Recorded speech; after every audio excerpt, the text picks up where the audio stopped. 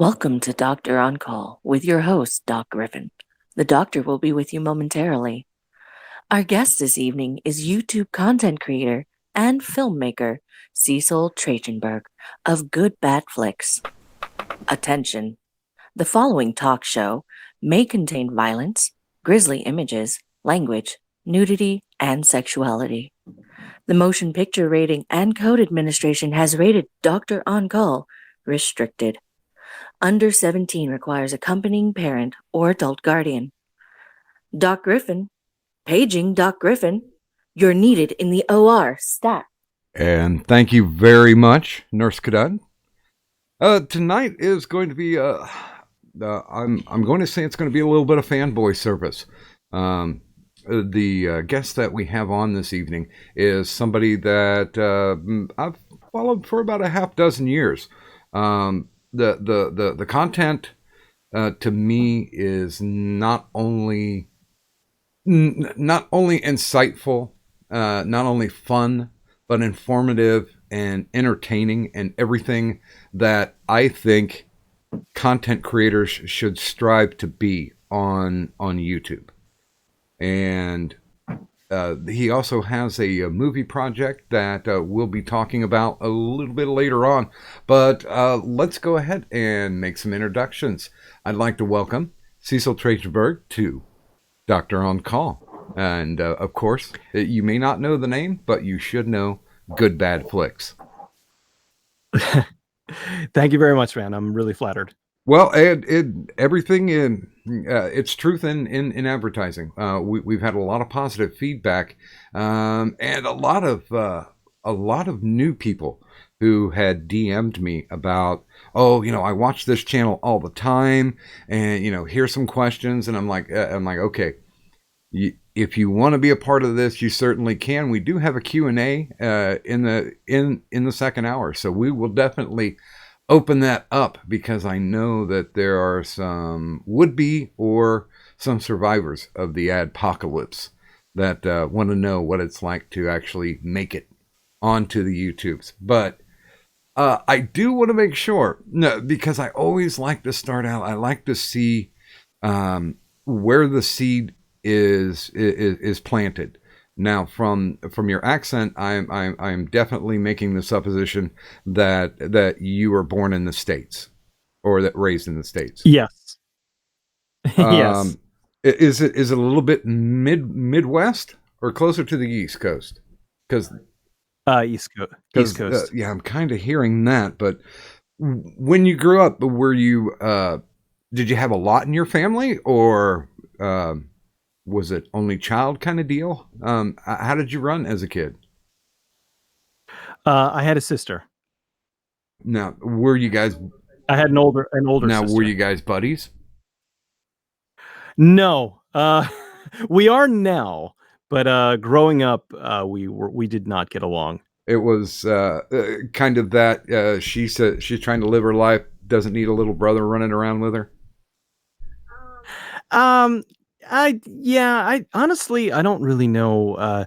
She just kind of wanted to do her own thing and didn't want to have to deal with a little brother, I guess. But over the years, we got close, and now now we're both older, so we're adults, I guess you could. So we're both fine. But yeah, when she was a teenager and I was still in single digits, she just did not want to have to deal with a little brother. More to leave you to your own devices.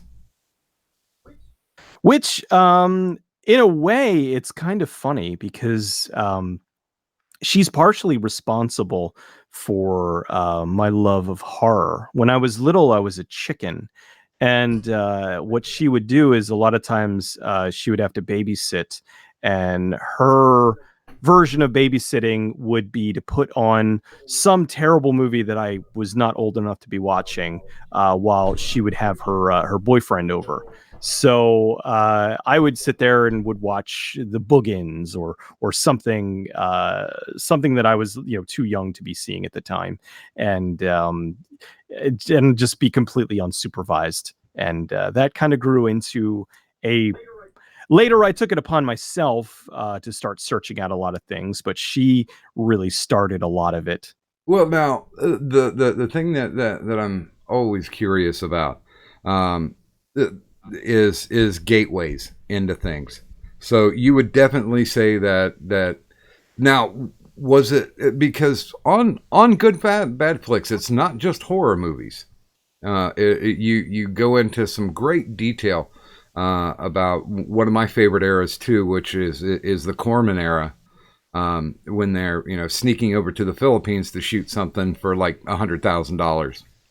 Um, oh, go ahead.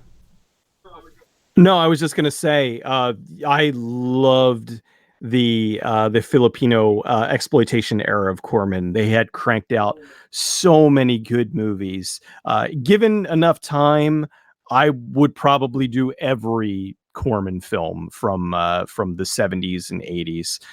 They just, as they say, they don't make them like they used to, and consequently, because of that, I got in touch with a lot of people who worked on those films and were able to give me a lot of info that just nobody knows. Like a lot of stuff that, well, they're in my videos, but a lot of stuff that nobody really talked about because it just a lot in general. Um, a lot of people, I don't want to say they don't care, but it was like at the time, nobody was really interested in all that behind the scenes stuff. So when I'm talking to these people, they're excited to be talking about, oh my God, we were filming this on the hood of a car. We were with nothing holding us down, just sitting there holding a camera, that kind of thing. So it was really exciting. And they say it's a lot of the stuff that's for good reason they wouldn't be able to do today. But it's also back then when filming was exciting and a little bit No, truly dangerous. guerrilla filmmaking. Absolutely. And they weren't making a lot of money. They were making decent amounts of money. Not as much as the distributors and whatnot, but the actors and all, they were having fun. A lot of them were in their early 20s and they're flying across the globe to go stay in a hotel in the Philippines. And a lot of times what they would do is they had certain actors and crew people just on call. They would keep them all in a hotel and they'd film 5 movies over the course of 2 months. And when they weren't filming, they were all hanging out and partying and having a good time. And it's really cool to hear about those old days. Whereas now everything is so uh, focused and okay, we're going to film this one and we have this much time and then it has this much post, and there you don't really get those exciting stories of behind the scenes where maybe you get a couple people became friends, maybe a couple people became lovers, like Angelina Jolie and Brad Pitt, that kind of thing. But for the most part, nowadays it's like they do the job and then they move on to like the next job. Well, and basically doing that type of guerrilla filmmaking, you're running into the same people over and over again. Like, hey, Joe Smith, did cinematography for me on this one. I wonder if he's available. And yeah, it's like, hey, I wonder if he's available. Let me go down the hall and knock on the door. Yeah, hey, oh yeah, I got nothing else filmed. So now, as you were growing up as a kid and getting into your teens, we talked a little bit about it off air. At that time, the VHS explosion happened. Were you thinking, this is the path that I want to travel? I want to get into filmmaking, or like they used to say in second grade, what do you want to be? And most every boy child would say, I want to be a firefighter, or I want to be a policeman. No, I had no idea what I wanted to do.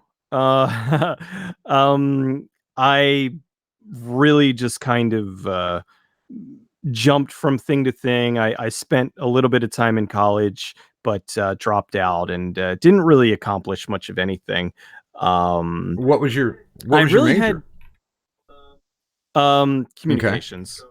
So I didn't really the only good thing that came out of that was I developed a love of being behind the microphone. So it's one of the reasons why I'm not on camera. I I prefer to be behind the mic, not in front of the camera.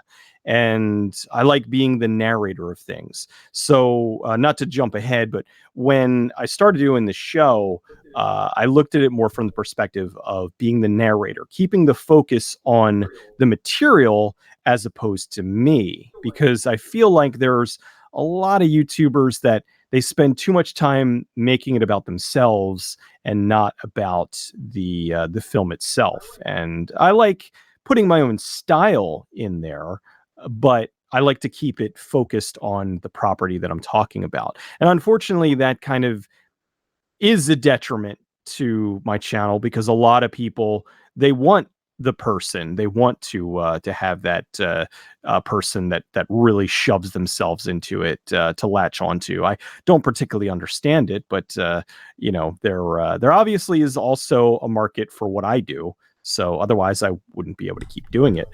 But I I did that, and I just kind of going back to my teen years. I just got a bunch of dead end jobs, and never really had any particular direction. I had things that I wanted to do, but around the thing that really got me motivated was in 1994 with Kevin Smith's Clerks. That made me think, okay, you know what? This guy can do it. I want to be a filmmaker. I'm good at writing. I'm good at talking. I understand the ins and outs of filmmaking to a certain degree. Not, as much as I do now, obviously, but I wanted, I was like, I want to do that. So I started looking into the aspects of what would I need to do in order to make my own movies. And unfortunately, it never really took off. I have a ton of scripts I wrote that never were made for various reasons. And then I just ended up going back to being in dead end jobs, and not really knowing what I was going to do. But you never lost that thought in the back of your head to be able to do something. And I'll be honest with you, you're talking about 1994. The internet was just incredibly fresh at that time. There wasn't a lot that you could do on the internet. YouTube, a lot of people have no idea the cultural and social impact that it had. I mean, because it started off with, like, I think the first one that was ever uploaded was somebody showing off their puppy, and from that, I mean, you've got what, I think the last thing I looked at, there was over 300,000 content hours that are uploaded on a daily basis. Yeah, some obscene amount of content gets uploaded. I think you're right. I think it was like a puppy or a kitten or something, and it was such a Wild West kind of thing. Like back when the internet was still new, you had normal normies, as they say, getting on with like AOL and all that, and going to chat rooms. And me and my friends, we used to go into the chat rooms and would just we would act like we were somebody older and just laugh and have fun. And it was silly and dumb, and we didn't really understand the capacity of it. And at the time, nobody really knew what was going to become of it. You had some movie studios that would put out these little flash websites that would promote whatever movie they had coming out, and had like a little video game that you could play and that kind of stuff. But they didn't really have it down yet, because the bandwidth wasn't there. You had people dialing up with 28 K modems, and you trying to download pictures and all that just take forever. And it wasn't until broadband in the early to mid 2000s when that opened up, when they started being able to have the codecs that could deliver full motion video and all that stuff. And that was when it became a major game changer. And yeah, YouTube, I think was 2006 was when it came on the scene, and just really changed things. I don't want to say overnight. It took a while, because I remember I used to watch a lot of content on, oh God, I don't remember the name of the website. It was like Boom Rocket or something. They had the Bikini Bandits, if you ever heard of Okay. that, which I know it sounds kind of sleazy, but it was intentionally sleazy. It was supposed to be like a goof on the old Russ Meyer films. And I used to work at this place where they had a T3 internet connection, and me and my buddies, we would sit around and watch the Bikini Bandits, and they had Dare for Dollars, which was they would dare people, okay, um you can't drink a gallon of milk in 5 minutes and not throw up, that kind of thing. And it was hilarious, and we would watch all that stuff. And then YouTube came along, and it was just, wait, you know you upload your own content that you film. And it took a little while, and then because initially, I think, aside from people uploading dog and cat videos, they were uploading episodes of TV Mm-hmm. shows, and it was, the internet wild west. And then once I think they got bought by Google, they did kind of push it into a more focused territory, and that's when it really, really exploded, for better Well, or yeah, worse. because I think a lot of people, um, especially out in the audience, are used to it being a resource, and it's YouTube's not even 15 years old yet. Yeah, not yet. It will be soon, but yeah, it's still they're still figuring things out. And to me and all the other content creators, um, ulcers are are largely because they're still figuring things out and changing things without consulting with the community first. They just do what they think is right, and then everybody else tells them, no, that was a terrible decision. And then they try to walk it back a little bit, and it's a constant headache, and it's part of the daily battle of doing this for a living. And when did it dawn on you the viability? Because I'm certain that you didn't say, I'm just going to be a YouTuber. You quit your job and you went full time on it. Uh, Oh God, no. when did that um inkling happen, oh, though? well, what happened around, I think it was 2008, I saw the Angry Video Game Nerd, and I really liked what he did. I really liked his stuff, and he's actually not too far away from me. He's one state over, in Jersey. But I just kind of I was like, you know what, this is funny. He's talking about these old games. He's really having a hard time with them, and I liked his style. I liked that he also enjoyed a lot of the B movies, and he just seemed like a kindred soul, so to speak. And so he was like a good bit of partial influence. And then I started to see a lot of reviewers and whatnot that were making these videos where they would take these B movies and would just trash them, would just, these are garbage, this is worthless. And then they'd be breaking the disc. And I had some friends. I have friends all over the country, and we had actually been brought together by a something also that is now defunct called G4. Yeah. But we had all, you remember, if you know Oh yeah. G4 at all. But we had met through there, and we actually all became friends in real life. We would meet up at conventions and stuff and hang out, and we'd go to each other's houses and stuff. And so I had friends all over the country.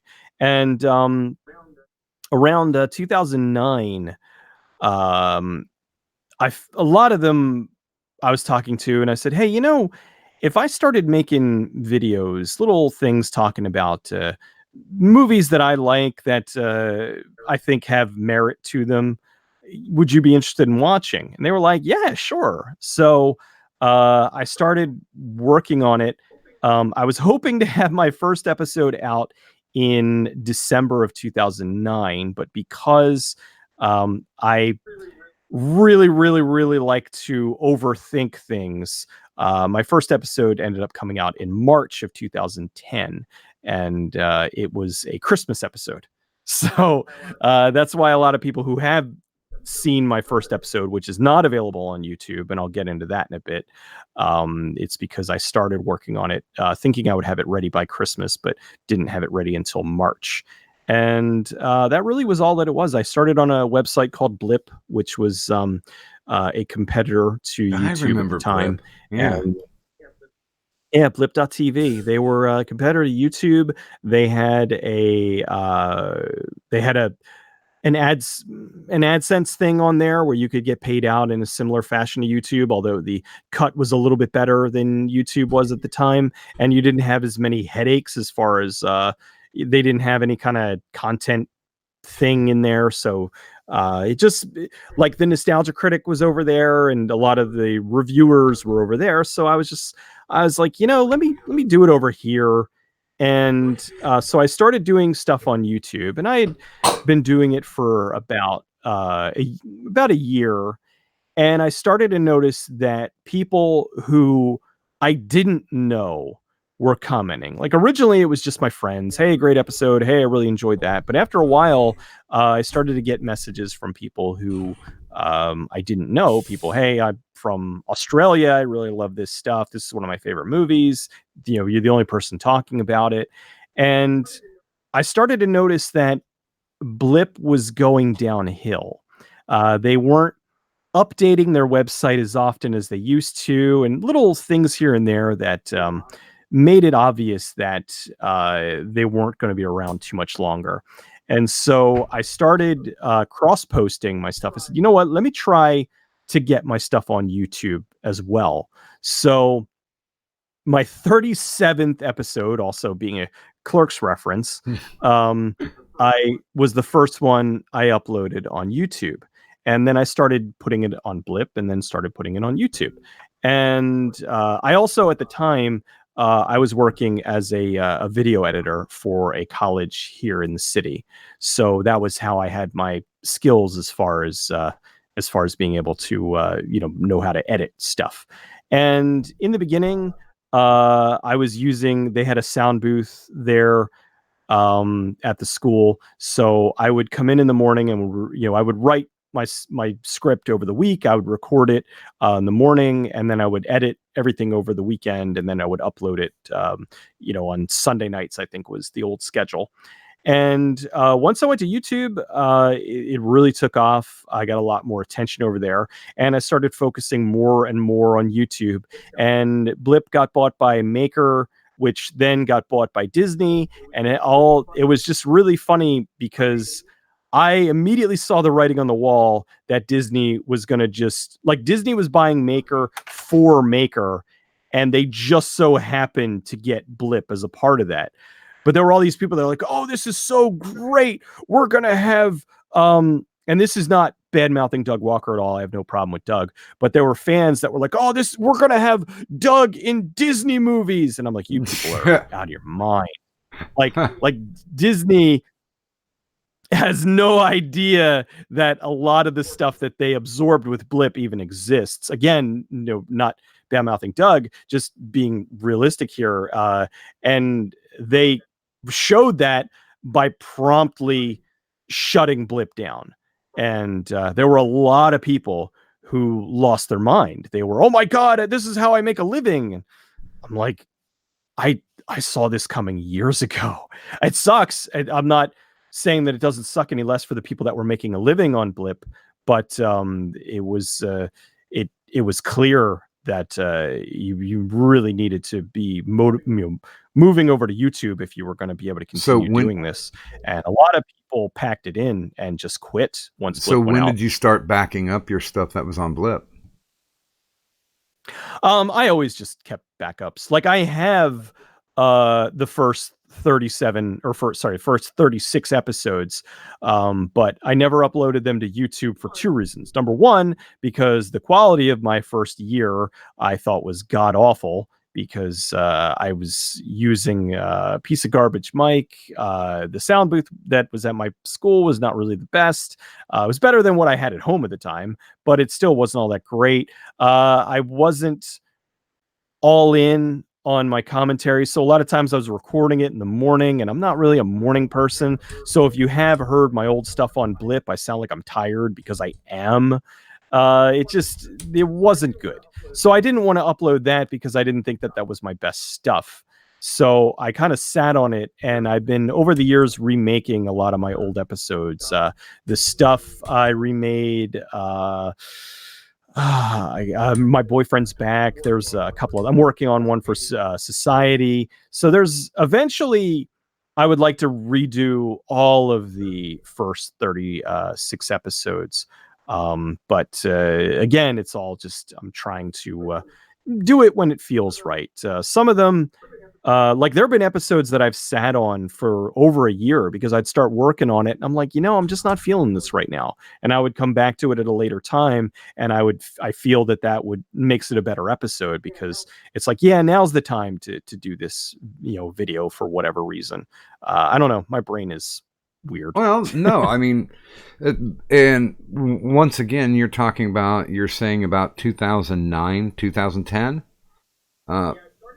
Yeah, I started in 2009, or sorry, started in 2009, put the first episode out in 2010, moved to YouTube in 2011. So really, I kind of consider like 2011 is more of when I think I officially started. Like that was when I saw that people were starting to get into it, and there were people that I didn't know. That was when I got a little bit more serious about it.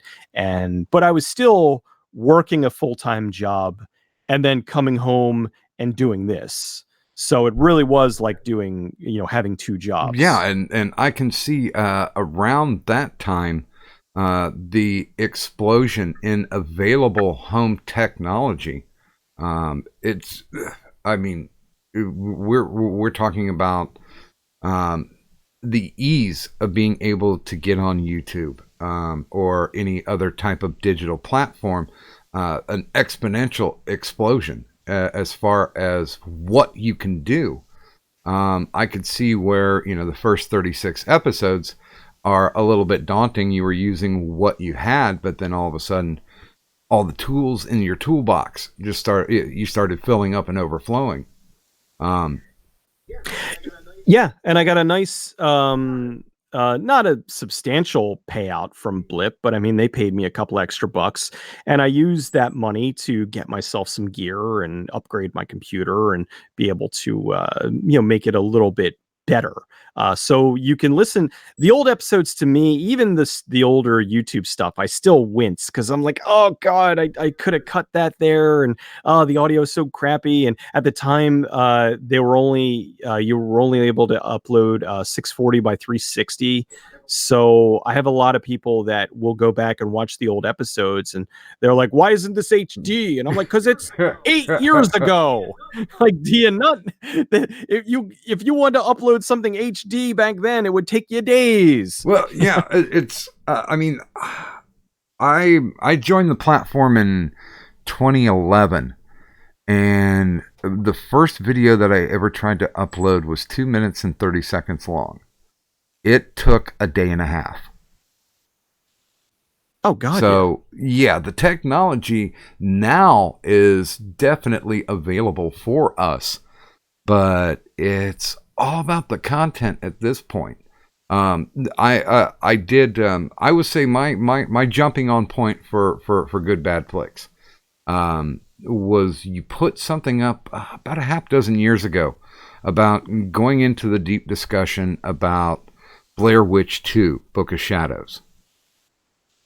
And I was amazed that because I honestly thought it was just going to be, let's go ahead and trash this because this sucks. It's horrible. It should have never been made. Blah blah blah. Everything that every other movie commentator was saying on the YouTubes. Easy target, fish in a barrel, right? And you broke it down. You're just like, wait a minute, this was supposed to be a good movie, and here's why it was supposed to be a good movie. And from that point, and the fact that you started doing Full Moon, I was hooked. Yeah, gotta love the Full Moon, man. But I mean, when you approach with just Oh, I was just gonna say, let me talk about the Blair Witch just for a second. Um, I I have such a passion for that film because I think it has been unfairly maligned over the years. And as I say in my video, I was able to, on the commentary track, the director talks at length about the way that the movie was Yeah. supposed to be. I got a copy of the original script. I got a copy of the director's notes for it. And I had since gone back. Another thing that I said in the video, I took the footage, and being that I'm an editor, I re-edited the film back in order, because the entire film is there. It's just with additional material that's not supposed to be there, the wrong music, and it's told out of order. So I put the film back in order, and I changed the music. Like for the beginning, they put in Disposable Teens from Marilyn Manson. It was supposed to be Witchcraft by Mm-hmm. Frank Sinatra. So I changed all that and I put it together. I assembled my own version of the director's cut, as best as I possibly could. And I've had friends of mine who hate the movie, who absolutely hate the movie, who I sat down and showed them the what the director's cut was supposed to be, and they're like, I can't believe how good this movie is. They're like, if that would have been released into theaters, this, the franchise probably would have gone on in a different direction. They're like, it would not have gotten as much hatred. But a lot of times when you talk to people, what do they hate about the movie? They hate the fact that it feels all over the place because it's told out of order, and they hate the fact that there's these gore scenes in it that don't even make sense, that they filmed in the director's backyard. I think like a couple weeks before the film was, set to go into theaters. So it was just, it was a last minute inclusion because the studio wanted more gore because they thought that's what the kids wanted. And it turned out, no, that's not what they wanted. And they consequently screwed the movie over really bad. So I have always stood up for that film. And that's one of my biggest, most popular videos. I've gotten a lot of people who have turned around. They're like, man, I really hope one day that the director's cut gets released, that somebody puts that out there. And I've since gotten in touch with the original creators of the Blair Witch Project, and they've watched it. They've watched the director's cut, but the original movie is such their baby that they just have disowned the sequel. That's why when there was the remake, or not the remake, the late sequel a while ago, it just completely skipped over Yeah. Blair Witch 2, which I think was a shame. It was because I actually thought that even in its edited state, I thought the Blair Witch 2 was better than the Blair Witch late sequel. Blair Witch late sequel was god awful. That was the only way I can describe that one is cardboard. Yeah. And it's a shame. I was excited about it. But it was terrible. And I liken Blair Witch 2 to the treatment that Halloween 3 Season of the Witch got. I was a kid during that time, and you would not believe the inspired hate boners that went on about Season of the Witch. And it's like, it's not a bad movie. It's just, it doesn't have Michael Myers in it, and that's what you guys wanted, but it's not a bad movie.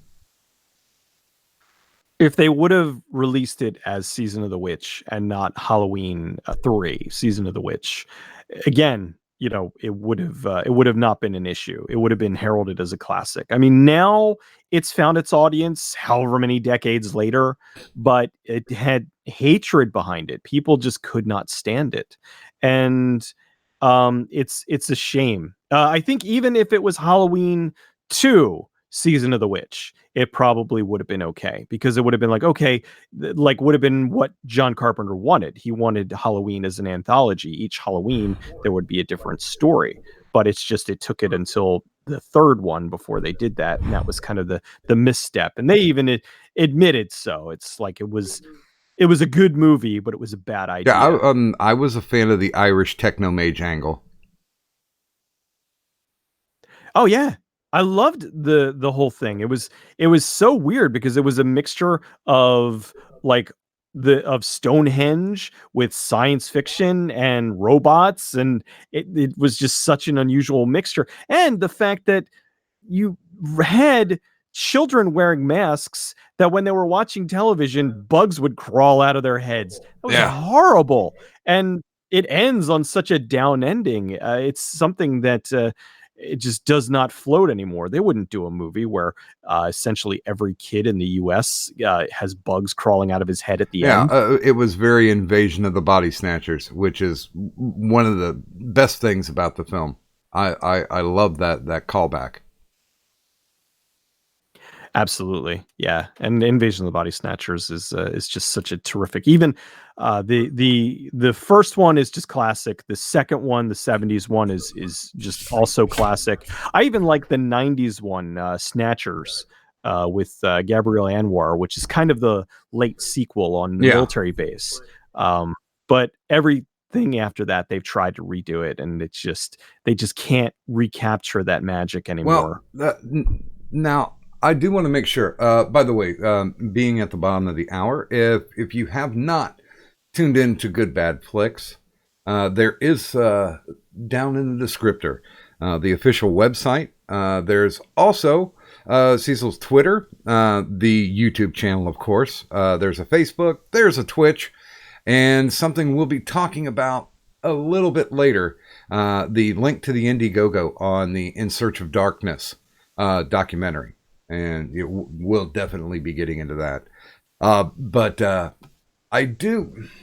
Was it just an affectation with the movies that you grew up with in the VHS era that inspired the path, or was it a lack of actual quality being put out in the theaters, or a mixture of both? I'd say a mixture of both. I think there was just not as much quality being put into theaters, and there was a lot of unique stuff that was hitting video. They were doing bizarre, weird ball stuff that it was like, could you see these movies? These were movies that would be released into theaters. They're crazy direct to DVD movies and VHS movies, and they were taking risks. They were doing weird stuff. Now, back in the '70s and early '80s, they were taking risks. They were doing weird stuff that would go into theaters. They were taking a concept. Hey, post-apocalyptic movies are huge. Let's make all these low-budget post-apocalyptic movies, and I thank them for that because I have a undying love of all things post-apocalyptic. But it got to the point where it started to go into the late '80s and '90s where they weren't really taking risks anymore, and then that was what brought about the independent film movement with Kevin Smith and Quentin Tarantino and all those kind of guys, Greg Araki, where they were making movies that were being released into theaters that were not the big polished Hollywood productions. They were these bizarre little obvious slices of love that they were putting out there into the wild. And I think that was why they continued to be known today, because they actually have a love for what they do, as opposed to they're just doing it to create product. Now, how I grew up in the '70s, we got to see all of these weird, bizarre films because drive-ins were still incredibly popular, and they're like, "Hey, we need a 3-movie run for the drive-in for Friday and Saturday." So you'd get the one box office movie, and then whatever film can showed up, that's what they'd tag on, and you get to see 2 other movies. And that's where my love of Corman came from. God, that would have been cool. I unfortunately, um, I only towards I think I was about 9 when drive-ins started going away, and my parents they took me and my sister. We would go, and they would let us go, and like what they would do is For us, it was like at 8 o'clock they would run the family movie, and then after the family movie they would run a movie for the adults, because after the family movie the kids would fall asleep, and then the adults would get out the folding chairs and would sit and watch whatever the movie was. So I was able to experience drive-in theaters, but not very. I think I only caught maybe two or three times we were able to go to the drive-ins before not the multiplexes, because that didn't come along till later, but until the theaters, the indoor theaters really started taking over, and then later the multiplexes put the single theaters out of business, and then just became the juggernaut that they are Well, now. like with companies like AIP, they had the availability to evolve and get into the VHS market. People were still looking for content, just like the drive-ins. We need to have 3 movies, whereas you go to your former local video store, and it's like, we have to fill the shelves. What are we going to fill it with? Don't care. And I don't know if you would agree or disagree with this, that gave some incredible latitude for the production of movies that you probably would have never seen. Oh, absolutely. I wrote the foreword for a book called "So Bad It's Good Too: Electric Boogaloo," and I wrote about my love of like bad movies coming from a rise in the video stores. Like what we would do is we had a friend of ours who her parents worked at night, so we would go to the local mom and pop video store, would rent a bunch of movies, go back to her place, would sit around, watch all the movies, eat popcorn, whatever. And then what happened was, after a while, we ran out of the mainstream stuff to watch. So we started going into the dreaded back catalog, the back shelves, and started picking up, hey, this movie looks bizarre. What's this one about? Color Me Blood Red. What is this? Oh my God, there's a girl being cut open and the guy's painting with her blood. We need to watch this. And so we would rent all these bizarre films, and would go back, and when you're a teenager and got nothing but time, go and slam through 3 movies in an evening like it's nothing. And after that summer, they kind of went back to watching mainstream films, and I still had that affinity to watch the stuff that wasn't mainstream. Now, I still enjoy a good mainstream film. I like a big budget film if it's done well, but my passion always lies in the underdog and the weird movies, the movies that either have been forgotten or not a lot of people are talking about positively. And the part of the nostalgia for me about the video stores was just walking around with everybody else, milling around like you were in a queue, and basically just taking a look at the VHS covers and making your judgment. My gang of friends would be like, okay, well, let's not read the back of it. I just want what cover is going to sell me.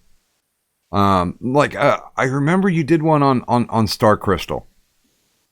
Great art on the box. Kind of a horrible movie when you got down to it, but it was the thing. Okay, how are they going to sell this to us, and are we going to like it? Is it going to be so bad that it's good? Because we already kind of knew we were rolling the dice, like you were saying. Once all the mainstream stuff is watched, what are we going to take a look at? Well, hell, this art box or this cover art looks great. Let's give this a roll. Well, back then, studios didn't see the value in getting a movie into the video store. They wanted people to go see it in theaters. And then after it was in theaters, it would be months, sometimes years before it would get to the video store. And a lot of people that are around today, they don't realize that. I'll catch it, in a couple months. But there was a time where if you didn't see it in theaters, you didn't know when you were going to see it. It might be 5 years from now that you can actually see it where they have it available. And so a lot of the smaller companies, the Cormans and the AIPs and the Full Moons, they saw that and they were like, okay, well, we're going to flood the market with this stuff and get, because the demand was there. People wanted to watch stuff. It's like, okay, well, if I'm not going to be able to get the latest blockbuster from Hollywood, well, then I'll watch Pod People. I'll watch something else. I'll watch Trancers, and they filled that void. And yeah, a lot of them had phenomenal covers, like you said with Star Crystal. The alien on the cover is not the alien in the movie. It's not even close to the alien in the movie. Yeah. When we watched that, we just honestly thought the alcohol we got was just extra good. It was exceptional because this could not, or this is not the same tape. They switched tapes. This has got to be the wrong movie. Because I mean, yeah, there was some leaky stuff in it, but as far as it goes, it was like this is not the movie on the cover. Not even close. And Mystic Ninja was bringing up talking about Hammer films. Yeah, I remember when there was a resurgence, and the only way that happened was through video stores, to where you could go rent what was The Brides of Dracula. This weird campy stuff that literally had been wiped off the face of the earth because movie studios did not believe in home video distribution. But then again, I can kind of see, because back in the day, like the first VCR that I ever saw was a top loader, and it was like $700. So I think they thought they were priced out of the market. But then when you rolled to the late 80s and the early 90s and everything became affordable, I think that gave a lot of latitude, a lot of leverage for these little itty bitty companies to say, okay, we'll drop $100,000 and we'll just send it out because only thing we need are buys on the home market, and we've made our money back. Yeah, the home video market, you could make an obscene amount of money on distribution for the VHS films. You take $100,000 film and you sell it for $1 million. Yes, they were rolling in the money over that, and they were loving the fact that the studios weren't following up on that, and as they say, they were eating their lunch. They were like, okay, well, you're not going to do it, well, we will. And they were making all the money for it. There's archival videos out there where you had not the VHS, you had the heads of some studios and whatnot that were completely chastising VHS and saying that, oh, well, this is going to enable piracy and people aren't going to want to watch our films anymore. And we're not going to make any money. And this is the death of television and the death of movies. And if anything, as always, they're wrong. And it revitalized the industry, and it became another avenue for money making. And then it was the same way. DVDs came along. Oh my God, this is going to be the end of the industry. People are going to pirate. And then streaming came along. Oh my God. And it's like, no, this is just another avenue for you to make money if you're smart about it. If you're not smart about it and you sit there and say that this is a way for piracy and blah, blah, blah, then guess what? People are going to pirate your stuff because you're not giving them an avenue with which to purchase I do have to ask this. How many times did you go to a convention and buy a bootleg? I don't know number wise, but I mean, I bought more concert bootlegs than I bought movie bootlegs, but I bought a lot of concert bootlegs. But yeah, I mean, I bought stuff that wasn't available in the US. That was how I discovered the Corman Fantastic Four movie. I was at a convention and there was a guy who had it running on a television, and I went over, I'm like, what is this? And he told me a brief synopsis of the story, and I was like, "What? $20? Sold." And it was $20 well spent for a movie that still has never had, and probably never will officially Well, be released. I will say this: I have it not only in a DVD rip, but I also have the VHS, and I kept the VHS because it was the third generation. It just kept getting more and more diluted. But yeah, I found myself like if I wanted to check out any of the Giallo movies, the conventions were the place to go. I mean, I probably would have never gotten introduced to Lucio Fulci or Dario Argento had it not been for those tape traders. Absolutely. I mean, hell, Mystery Science Theater 3000 at the end of the Comedy Central episodes, they had the keep trading the tapes, and that was one of the things that helped them to get bigger, was because people were making copies of the episodes and were tape trading, and so that was there were a lot of those things going on, and there's a lot of things that would have been lost if not for tape traders and for bootleggers. As much as they are the evils of society, of, oh my god, you're stealing people's work, well, a lot of this work the studio just didn't know what to do with, and they've since mishandled and lost. And these are one way that it's been archived, and you can still watch it today. Hell, that Crybaby Lane, that movie that was shown on Nickelodeon, that Oh only yeah, aired once, and it got so much, it was, oh my god, this is so inappropriate for kids and everything, and so they consequently buried it. And it wasn't until years later, when somebody had a VHS copy, somebody had been looking for it, and I think it was on Reddit, somebody uploaded their copy, and it got a lot of attention, and it blew up, and then Nickelodeon put together a thing where they were like, okay, we're gonna for the anniversary of this, since there is a need, they re-aired the film, like 20 years later. And it was because somebody had made a copy of it that they were able to, air it again all these years yeah. later. I think people have a hard time, especially movie executives, have a hard time uh, being able to invest in the creativity. All they see are like dollar signs. And please refresh me. I'm trying to remember the guy who made action movies out of Hawaii. Um, I Action movies out of Hawaii. Andy Yeah, it Sedaris. was. They were basically like TNA movies. Oh yeah, Andy Sedaris. Yeah, with oh god, what's her name?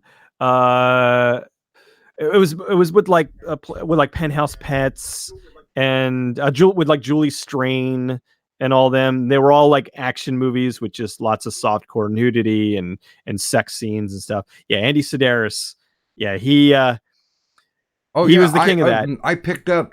I think they called it the Girls with Guns collection, and every single Yes, and it was like yeah, 9 movies. It was like Malibu and Express, every and single yeah. movie was bad, but every single movie was enjoyable because when you're going for a popcorn entertainment movie, you're definitely not looking to Miramax. And they have their fingers on a pulse that is nowhere near what the average viewing audience, or just the audience that wants to kill some time or have fun with what's going on. Um, Now, as far as it goes with that, when you formulated your idea, you said, I'm going to do this. What was the first movie, and how did you come to that decision? I know you were talking about you wanted to make it like a holiday thing. Yeah, I want, because I figured I would have it out by Christmas. I decided to start off with a movie called Don't Open Till Christmas. It was a horror movie where a guy was going around and he was murdering people who were sidewalk Santa Clauses at Christmas time. So there were movies where, the murderer dressed up like Santa Claus. There were, but this was the thing. It was like, okay, well, let's do the movie where this guy is going around killing Santa Claus. And there was a whole really interesting story that went along with it. And I just thought it made for a really interesting video. So I put it together, and it was maybe 9 minutes long or however, and it was fun, and I enjoyed it. And then I followed that up with a video on Chopping Mall, and went on from there. Did The Stuff, did Cool as Ice, did a bunch of movies from my childhood that I really enjoyed. And things that I saw afterwards, a little bit older. And here's the thing I'm going to call you out on, because people are like, well, if he's got, when I recommend, and people are like, well, if he's got that much information, I don't want to put that much time in. And I'm like, can you afford 20 minutes or less? Because you pack a lot of information into it. As a matter of fact, I'm okay. This is the kind of geek that I am when I watch your show. I'm like, okay, you've got the explanation. You've explained the movie, which is usually a movie that I've already watched because I grew up in that era. I'm waiting for the breakdown at the end, where you're like, okay, here's how long it was shot. This is how much it cost. Here's some fun facts about it. And that's what enamored me to your channel, was the fact that it wasn't somebody sitting there going, yeah, this movie sucks and here's why. It's like, no, this movie actually wasn't that bad. Check out what they had to work with. It was like Judy Garland, Mickey Rooney, let's put on a show kind of deal. I don't know if that's too old of a reference. A little out of my, I know who they are, but yeah, a little too old for me. But I know. Well, Mickey Rooney was. Funny story with Mickey Rooney. Mickey Rooney was one of the people who was fighting against Silent Night, Deadly Night because it was evil and it was anti-Christmas and everything. And years later, he was so broke that he agreed to do, I think it was Silent Night, Deadly Night 6. So it was a little schadenfreude, as they say, for his career. Well, I have two major videos. Now, I do like side things. I have like the WTF series where I talk about movie trailers and PG-13 and all that stuff, which are kind of the most in-depth things that I do, but they take a very long time, which is why only one comes out every so often. But the majority of the videos are either Good Bad Flicks videos or are exploring videos. Now, the Good Bad Flicks videos are 99% of the time a B or Z grade movie that is fun, but doesn't really have an overwhelmingly interesting story to go along with it. So I will talk about, I'll go through the movie, I'll make some jokes here and there, and then at the end I talk about, hey, this was this first movie that this person did. There was how much money they cost. They filmed it over the course of X amount of days, blah, blah, blah. Little, fun bits here and there. The exploring videos are the ones where I take the movie basically from its inception and go all the way through it. Okay, here's what the germinating, here's where it germinated, here's where it started. This is what the idea was. They wrote it went to this director, it went to this director, it got produced, it got edited. Then some producer came along and decided that no, they don't like that, and they reshot this and removed this, and here's the movie that we are left with, for better or worse. And those are ones where it's either a movie that I think is important, or something that I personally really enjoy, or something I think that has a interesting story behind it that needs to be told, as opposed to just kind of goofed on. So that's really the differences between those two.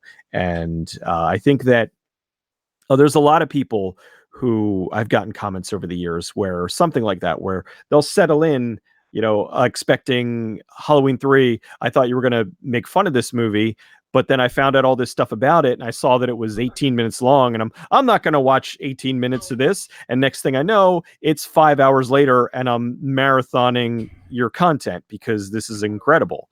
And so that's always a nice thing to hear, because uh, I'm just happy when people find a video that they like, and when they find a video that they like and then they are so passionate about that they go and dig through everything else that I've done.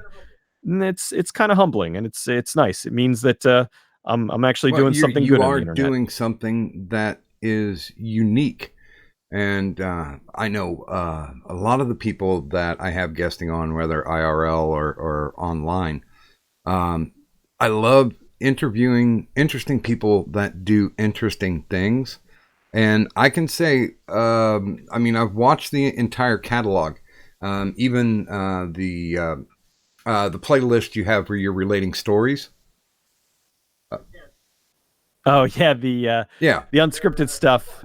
They're fun because it's a little trip down memory lane for me of my yeah, youth. and I find that that's all unique content, and it is kind of gateway druggish because you watch one, you learn something that you've never learned before, or at least you're you're gaining an appreciation. What you do with the wrap up gives people the ability to appreciate. Yeah, maybe this is a bad movie, but they had good intentions when they started. They had an idea, and whether they got speed bumped by the budget or by the movie studio or an actor's revolt, it's just amazing to see how these things actually are given life and birth, no matter how painful the birthing process might have been. Uh, Well, one of the nice things that's happened over the years, um, I've gotten contacted for both styles of videos. For like, I did a video on a movie called oh The God. Apple, and there's the guy in the movie, Alan Love, and I called him a bird-chested wimp, and he contacted me, and he was like, "I saw your video on The Apple," and I'm like, "Oh no." And he wrote, "You called me a bird-chested wimp. I laughed hysterically. Thank you so much. That video was hilarious." He's like, "We had a lot of fun working on it, but it was really fun what you did with it. I appreciate what you did with it, and I just wanted to say that." And I was like, "Oh, that's so cool."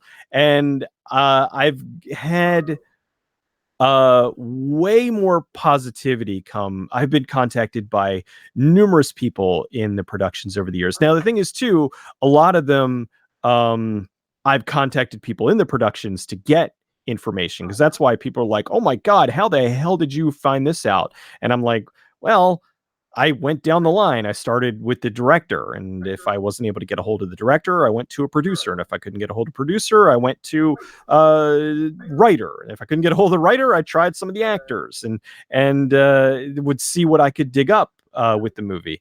And one of the nice things about getting larger is, in the beginning, I would contact a writer or director or what have you, and wanting to ask them questions, and I would never get a response. But now I'm like, "Hey, my name's Cecil from Good Bad Flicks. I have a YouTube channel with 219,000 subscribers. I'd really love to talk positively about your movie. Here's an example of a video I did." And they see a video has a couple 100,000 views where I'm talking positively about something, and they contact me back. "Absolutely, I would love to answer your questions." And then we go from there. And I've only had, um, as of currently, one director bail out mid interview. It was really awkward. I won't say who it is because I'm hoping I can somehow rekindle. But there was a director who I had contacted, and there's a video, there's a movie that is very much not known and or ignored and or disliked.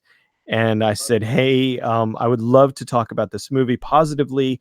I think it's really fun and interesting." And we started going back and forth, and I was getting some information out of him. And then he just stopped Oh, returning my emails, and I don't know what happened. So I have half a video done, and I'm really sad because I would like to be able to finish it one day, but I don't know what happened. I know he's still I alive. I know I he gotta didn't say like die this: or it's anything, not Wynorski, but is it? no, Oh, no, it's not Wynorski. yeah. It's somebody who he's got a few notorious movies, but like none that are really like hated movies. He's known fairly well, but I mean, he doesn't work anymore, but he's somebody that you probably be like, oh, that Yeah, guy. because I would say that was Wynorski. We had him scheduled on like 3 different times, and he went mega flaky. Which brings me to the question: what was your greatest journey? What was the longest quest that you had to put a video together? Well, it wasn't a exploring video. It was actually probably my WTF happened to PG-13. If we want to go longest video, that took about 6 months overall to do, with just doing the research and doing the homework and looking at what happened and what changed and trying to figure out when the shift was, because PG-13 movies, if you go back to the 80s and 90s, they were pretty gruesome. And it wasn't, I kind of narrowed it down to 2004 was when we had this shift of all of a sudden PG-13 movies were now tamer than the PG movies that had come out prior.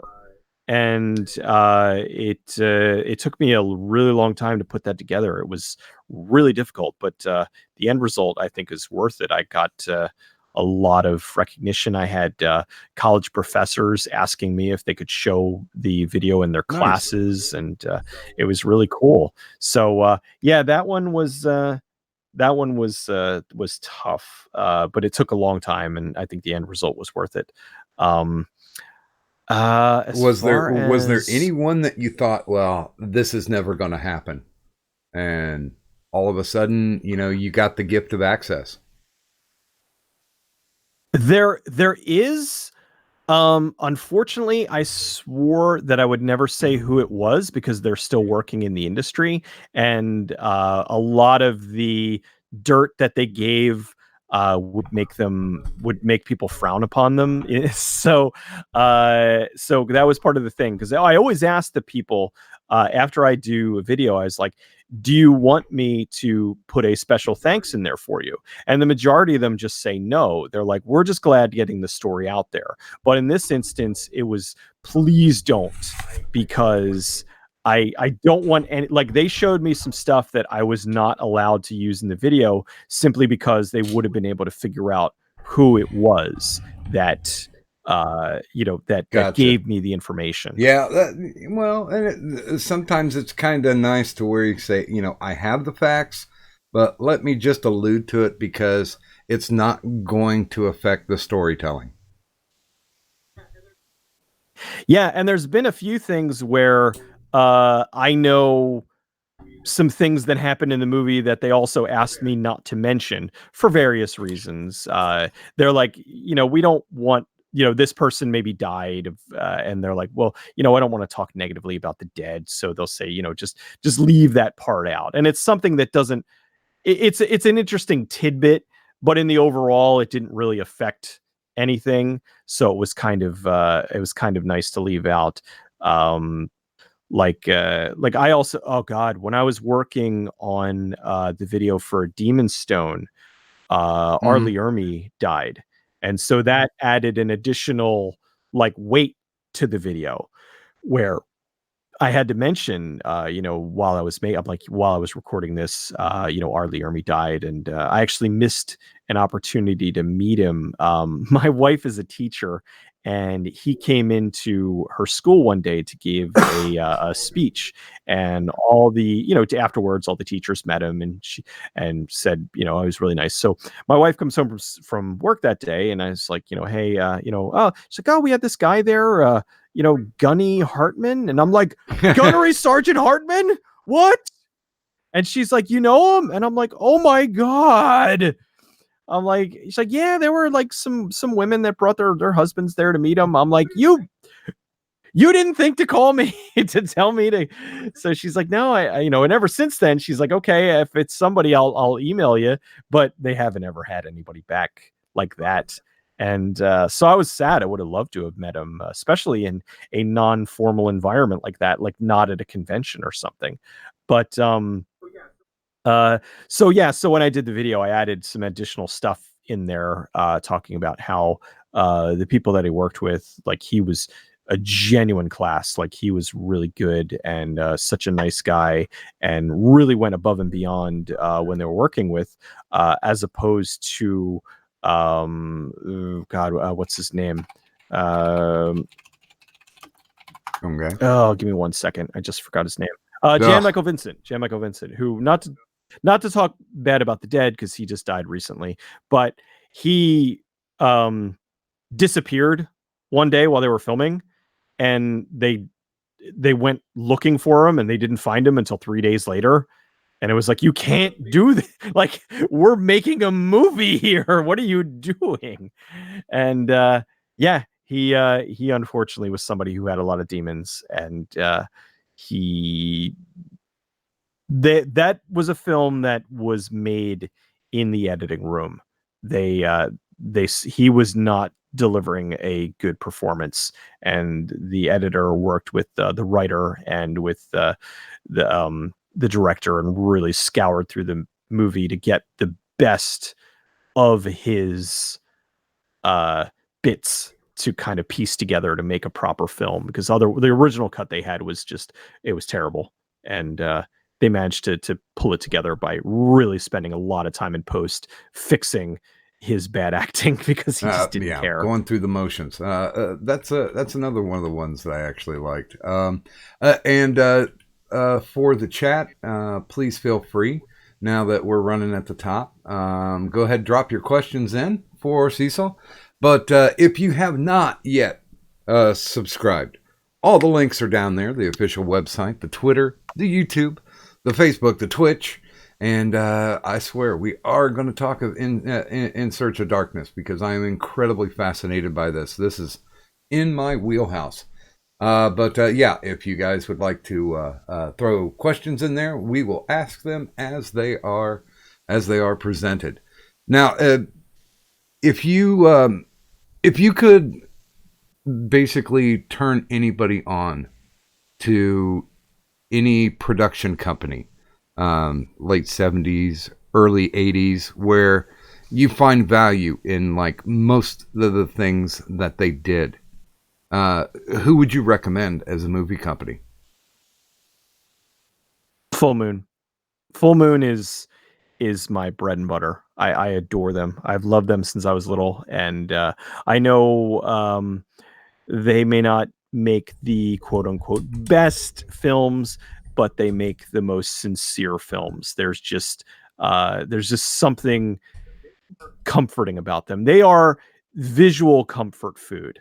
I can sit down and watch Trancers, and the Puppet Masters, Subspecies, and just it just takes me back to the 90s, and they're just enjoyable. They're just great. I will always trumpet Full Moon. They are I will bear the flag of Full Moon for all of my days. I mean, we were talking previously about how it was a very interactive company. If you'd rent one of their VHSs, you would wait until the end when the credit scroll was done, and they'd have the Full Moon Zone, where they would describe for like a half hour to an hour of what projects were coming up, and they'd even have like behind the scenes of the movie that you just watched. And I found that fascinating that they were going through that point to be as interactive as they were with their fandom. I think Full Moon, out of everybody else that ran during that time, understood their fans and spent a lot of time catering to them. Well, one thing too that I had learned, because they added the additional stuff on there, the additional content. This is back in the VHS days. So that additional tape added weight to the tape, which meant that when they were shipping them out, it cost more money because the tapes Huh. weighed more.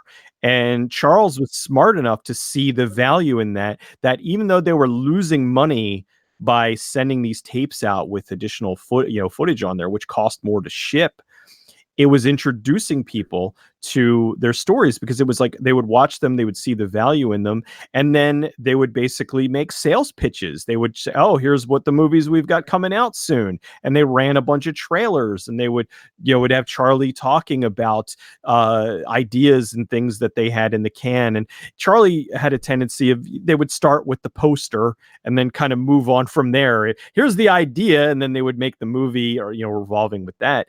And it was great, because I can't tell you how many times I would see a movie, they would show a movie poster, or they would have a trailer, coming soon. And I would just get excited, because I knew in the next month we've got a new Full Moon movie, and the month after that we've got Mandroid, and the month after that we've got Puppet Master, or Doll Man versus Demonic Toys.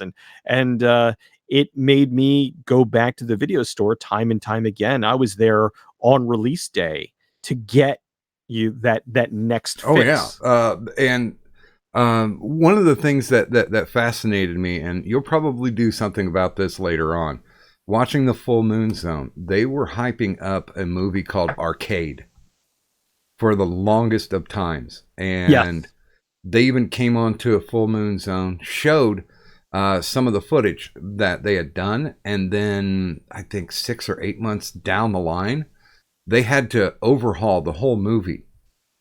And they were showing footage that had nothing to do with the footage that I had seen previously. It was like they had gone ahead and reshot the whole film.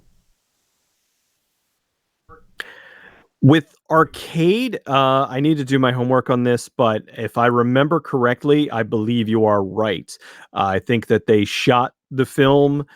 They started working on the effects. They weren't happy with it. And so, like, Arcade was going to be a really big deal. Arcade was going to be the launch of the next big franchise for them. And I believe they went back and reshot the entire film, or close to the entire film. I'm not 100% on that, because I haven't really done my usual digging on that. But if memory serves, I think that they had to reshoot either all or most of the film. I'm sure that you're going to get around to it. I think, if I remember it correctly, it was because they thought that the CGI was just horrible. I think that was largely it. The stuff that they had didn't work, and the CG that they were working with. There was like another movie came along, Lawnmower Man or something, and it really, really kind of changed the landscape. And I think that the stuff that they had just wasn't up to. I mean, granted, their stuff was their effects were not always top of the line. Although I will always trumpet their stop motion. Their stop motion from David Allen is still just incredible, because that stuff takes so long. It's so time consuming. But some of the CG and stuff in the later films, it was not. Well, and then again, we're talking about early 90s. So that was a brave new world. Oh yeah, because if you go back and even watch big budget movies that had CG, and it's like, oh, that's quaint. Yeah, like I could do that on my home computer now. But back then it was a really big deal, and it was different. It was unique. It was something that nobody else was doing at the time. And now, for better or worse, some of them look good, some of them look really dated. I remember when Young Sherlock Holmes came out, and they were touting the CGI. There was, what was it, a stained glass night that. Yeah, he came out of the stained glass window, and I mean, I would look back and say, yeah, that's pretty quaint, but it was heralded. But there were a lot of people doing a lot more on a lot less money, and I don't know if Full Moon was the first one to do the whole let's film in Romania because it's cheap. But I isn't that where they did all the subspecies? Yeah, they did. There was a castle in Romania, and they filmed all or most, if not all, of their stuff there. There were a few movies that they did out there. I think Meridian was another one they did out there. Transfers 4 and 5. Yeah, it was just Transfers 4 and 5, which they shot back to back. That was funny. I was talking with was it oh God. Peter David? Peter David, thank you. I was talking with Peter David about that, about how basically they said, we want you to write these 2 movies. Here's the foundation. And they said, kind of go nuts, but keep in mind, we're on a budget. And so he was given carte blanche to kind of write whatever he wanted. And then they went back and they're like, okay, this is great. All right, we can't do this. All right, we can't afford to do this. All right, we can't afford to do this. But he had some incredible ideas that sadly they just were not able to film. But he says, you know, it was a really fun experience being able to just write whatever his heart desired, and then they were trying to make it work. And then it got to a point where it's like, okay, this is just not, you know, it's not feasible under the amount of money that we have. I think, you know, the script may have way exceeded what Full Moon could put on, but it's not like they just gave up at any time. I love the passion in all of their productions. Oh yeah, and like Oblivion too. That was another one where they shot them back to back, and you go back and look at some of the makeup effects on there and stuff, and it was outstanding. And these are movies that cost a fraction of what a lot of the bigger budgeted films do, and I think they hold up Oblivion. Much better. Cowboys and Aliens, they were the first ones. Yeah, it was the original Cowboys and Aliens. Yeah, and it's better than Cowboys and Aliens. Yeah. Well, so much better than see, I've always had a little bit of fandom for Andrew Divoff too. Oh yeah, Wishmaster, come on! And then he was my introduction to him was on Toy Soldiers, where he was the lead terrorist that took over the school, the all boys school. And he was just, I was like, this guy's phenomenal. And there were a lot of people, and you make sure and point this out, that got their starts in these little known, unknown, supposedly trash movies. And I love that connection too, because people can say that maybe this was a bad movie, but you really can't say this was a bad actor. You know, they were doing their business. Lots of actors lots of the biggest actors got their start with Corman. Great directors got their start with Corman. A lot of actors had done horror movies and these little weird movies. I mean, that's where you learn and make your way up the chain, you know? And James Cameron being one of those big examples. He started as a matte painter for Corman. Yeah, and then he ended up inadvertently taking over directorial duties to Piranha 2 through a various comedy of errors. But he was doing matte paintings. He was doing special effects. He was the guy who came up with the idea to they needed maggots. This was Galaxy of Terror. They needed the maggots to be able to move on command. And so he came up with the idea to hook a car battery up to where the maggots were, and then would just, hook the electric up. And when the electric current was going through, the maggots would start writhing around. It's those kind of ingenious ideas that he had, and then moved on to Terminator, and then two of the biggest films in movie history. And well, we got the questions coming in, so let's fire this up, shall we? Jack T. Ripper, the serial killer, asks, how would you feel about a remake of April Fool's Day or Puppet Master? That's kind of a loaded question right now. Yeah, well, I'm not a big fan of remakes because a lot of times what they do is they take the original idea and then they just do like a bad version of it. I like it when they take the original idea but go in a different direction with it. Something like Zack Snyder's Dawn of the Dead. You can watch the original Romero Dawn of the Dead and Zack Snyder's Dawn of the Dead, and even though they share the basic idea, they both go in two different directions. The Crazies is another example where the two movies they really just share the core idea, but they're two completely different films. Most of them they just take a good movie and do a bad version of it. April Fool's Day, I think, really works well as a as an 80s movie. I don't know how well it would work if they tried to do it now. I do love the original April Fool's Day. I think it's fantastic. I don't know if they would be able to recapture that today. They would probably make it into like some PG-13, just dumb fest. Puppet Master, they sort of remade it. They did a loose reboot last year, I think. Puppet Master, the Lilith Reich, which I thought was terrific.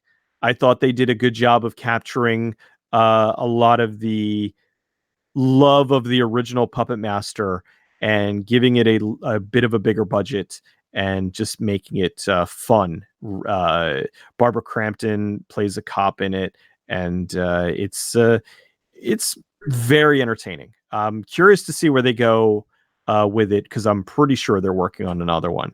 Because they also, of course, keeping in Full Moon fashion, they ended it on a cliffhanger. So letting them know that there was going to be more. So I really hope that they continue with that. Because I want them to continue with the Charles Band Puppet Masters, because they're on, I think, Puppet Master 12 now. And I want them to be able to do the Lilith Reich timeline, kind of like, Star Trek. They have this timeline, they have that timeline. Honestly, I just want to see, because this was one of the guests that I've been chasing for a long time, Tim Thomerson. I just want to see him come back and do Jack Death one more time. I have a friend of mine who used to run a Tim Thomerson fan site, and because of that became friends with Tim Thomerson. And he has told me nothing but wonderful things about him, said that he is just a complete class act, is so nice, is one of those, real genuine article guys, is the what you see is what you get. Always, always did above and beyond, no matter, if the movie was $5, if the movie was $5 million. It was just a great guy. And I think I would love for him to come back and do another Trancers, to come back, or at least in some capacity, give Trancers, or should I say, give Jack Death a more proper send off than the gender swap, which was what we got with the last Trancers film.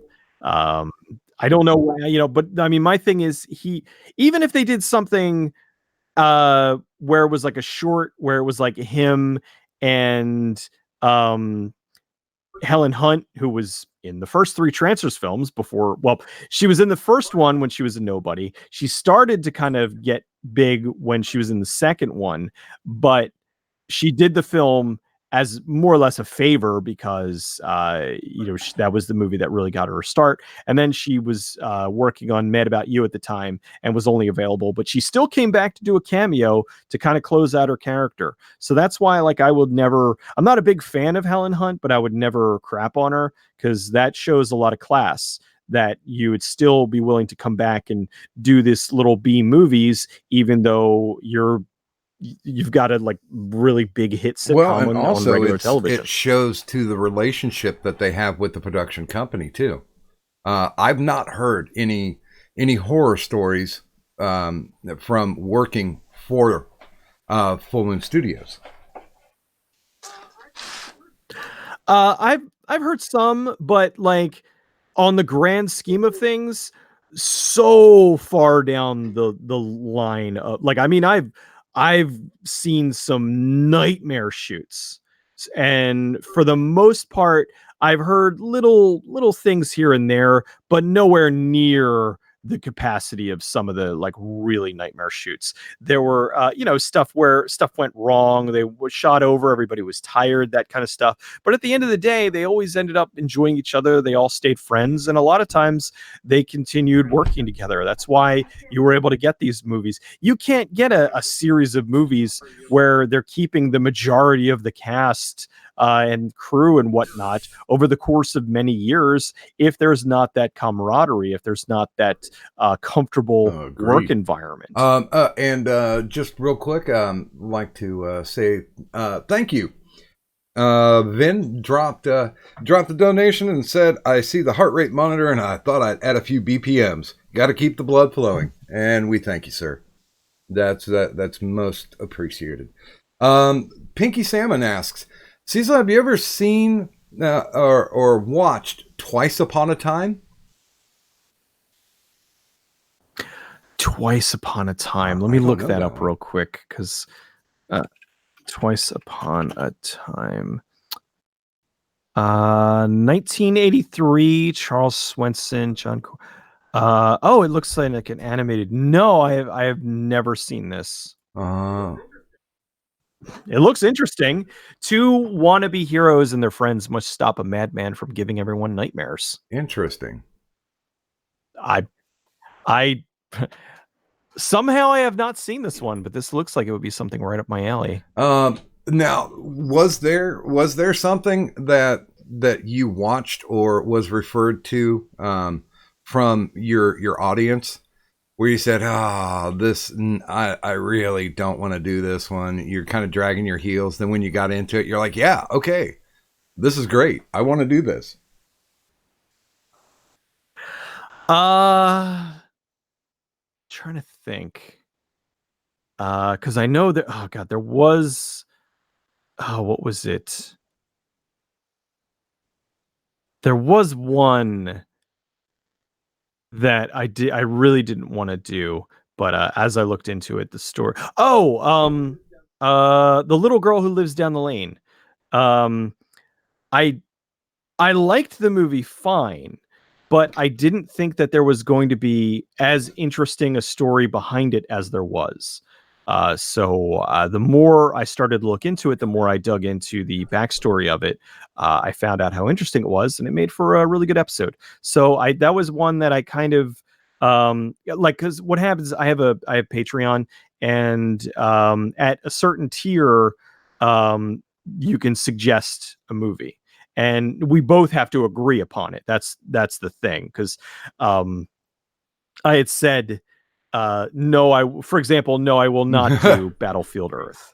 Like, I'm like, look, I have people that are like, you need to do Godzilla, and I'm just like, there also has to be a passion in it, because the thing is, what a lot of people I don't think realize is, this isn't something that I crank out in a week. This is something that I dissect these movies. I have to spend hours watching and rewatching and editing and talking to people in the production, and really trying to dig up as much content about it as possible. And if it's a movie that I don't like, that means that I have to watch something I don't like 3, 4, 5 times, talk to people about the thing, and it really weighs on me. So I don't want to spend time with something that I don't like, and also I don't want to give time to something that I'm not enjoying, because then it makes the whole process painful instead of fun.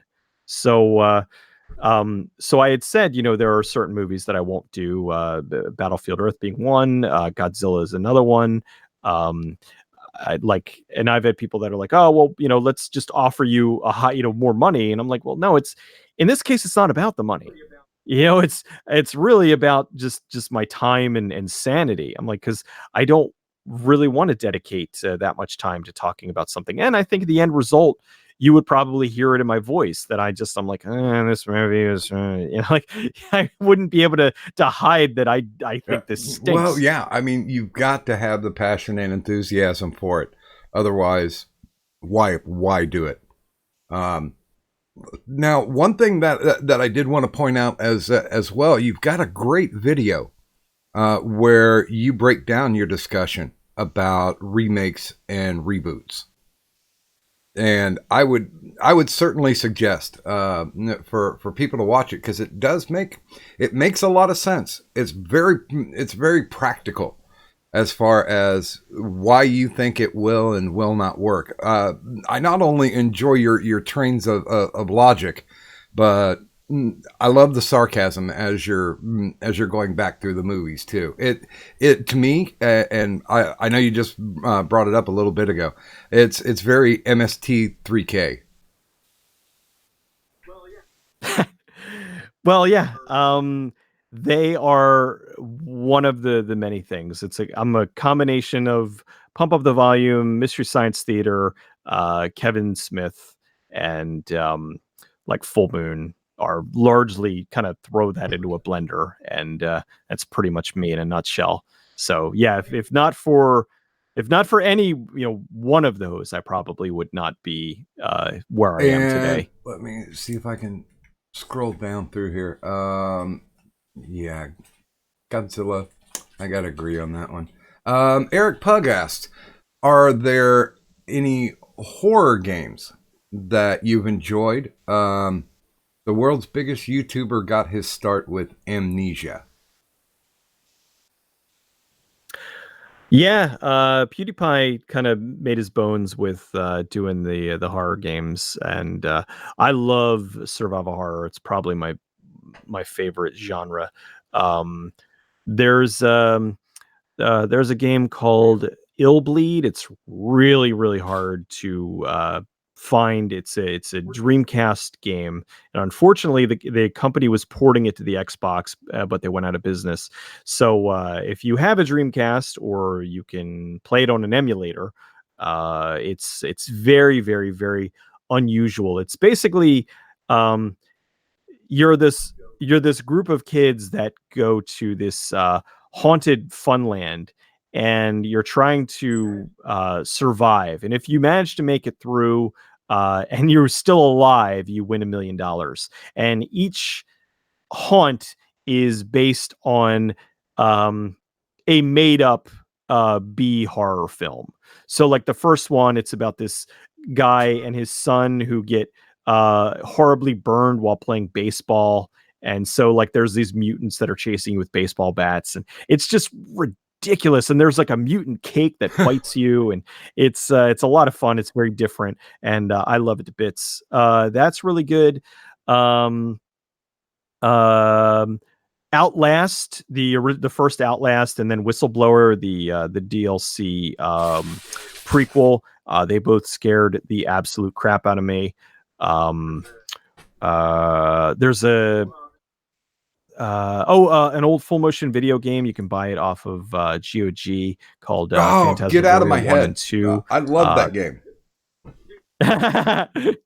Dude, Phantasmagoria, I streamed both of them on my Twitch channel, and Phantasmagoria 1 I did over the course of like 2 days, and Phantasmagoria 2 I did it as a goal for Patreon, where I was up. It took me about 9.5 hours to go from beginning to end to beat the whole game, and it was just phenomenal. It was such a great, fun experience with the audience, because a lot of people were there from beginning to end, and it's just such an insane journey. The game goes just more and more nuts as it goes on, and that's one that I like the first one a lot, but Phantasmagoria 2 I love.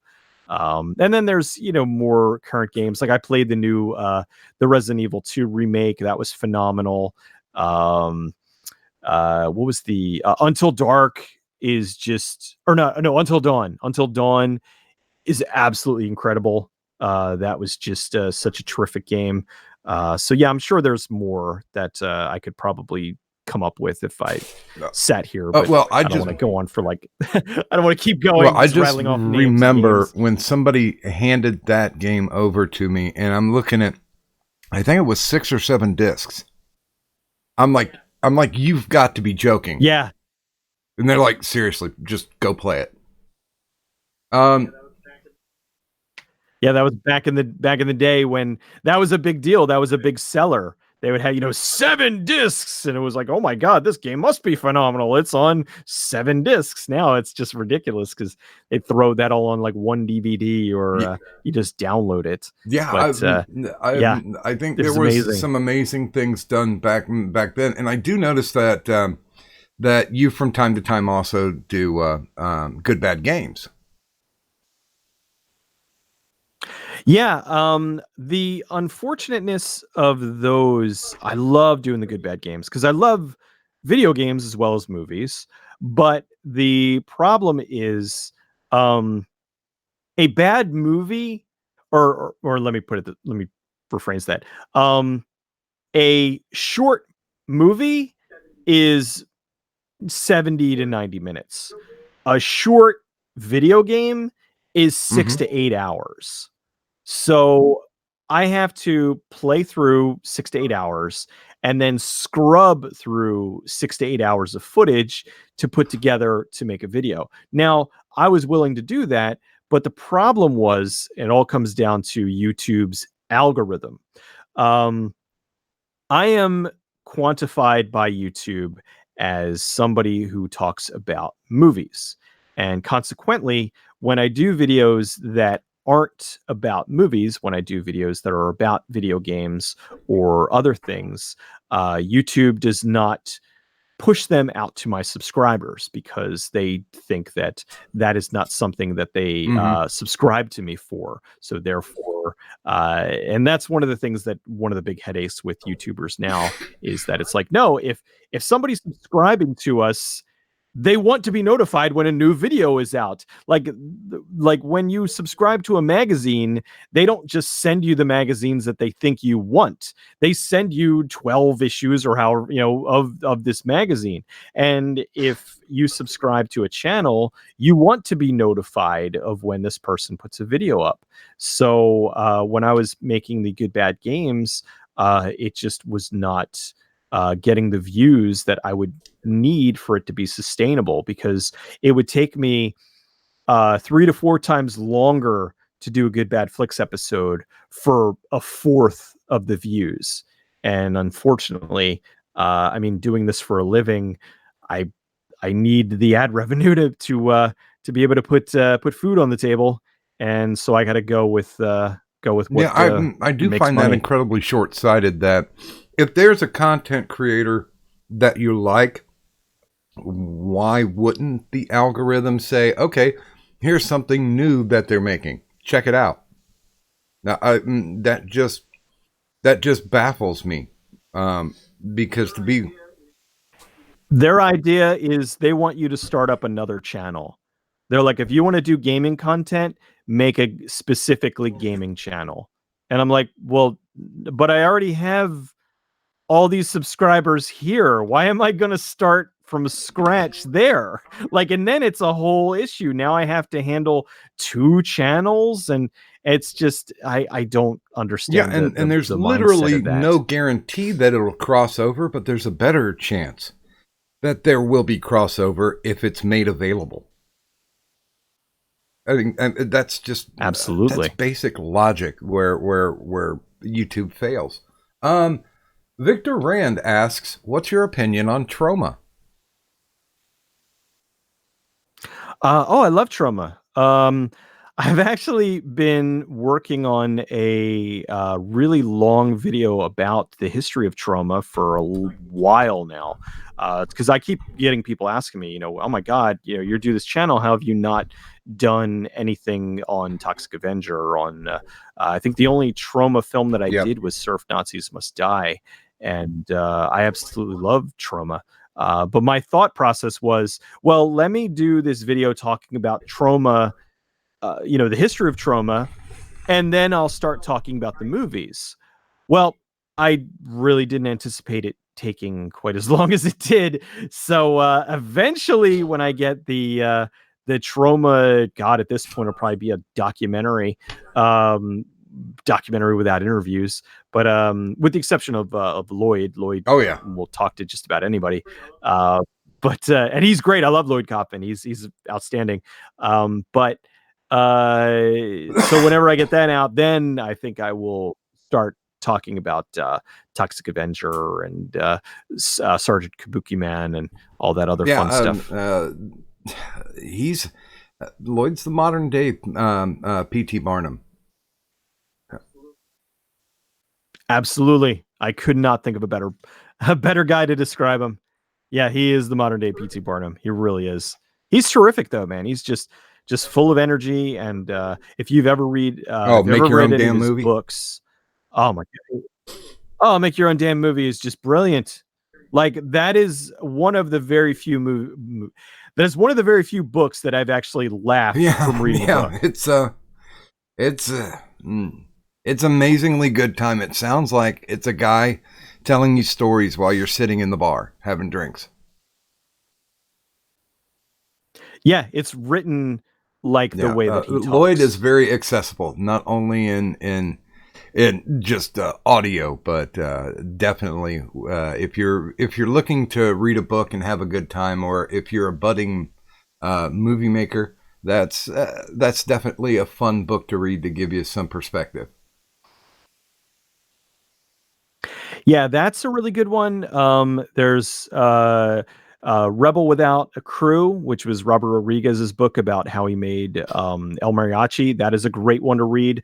And there's the book that inspired Kevin Smith was, I'm paraphrasing the name of this one, but it's something like filmmaking on a used car budget, I believe was the name of it. It basically was a guy who he had sold his car and used the money that he got from that to make a movie. And so Kevin consequently dropped out of film school, sold his comic book collection to raise the money to roughly $30,000 to be able to buy the film footage, or buy the film stock. So and they also in Jersey had a flood, which allowed him to get some FEMA funds. Yes. Yeah, there's a really good story with Clerks in general. The original ending and all that stuff. It's he's somebody who I could just sit down and listen to for hours, and I have, because he is somebody who loves to talk. For a man who picked a role to be Silent Bob, he's definitely vociferous. Now this is something that I definitely want to get into, and I promise, chat, we will get back to questions. But I want to talk about In Search of Darkness. This thing, as well, I'll put it from my experience. I started seeing these short clips coming up, and for those of you who don't know what In Search of Darkness is, the subtitle is The Definitive 80s Horror Documentary, and this basically goes back and talks about all those 80s movies that we've grown and loved, that's become part of the culture.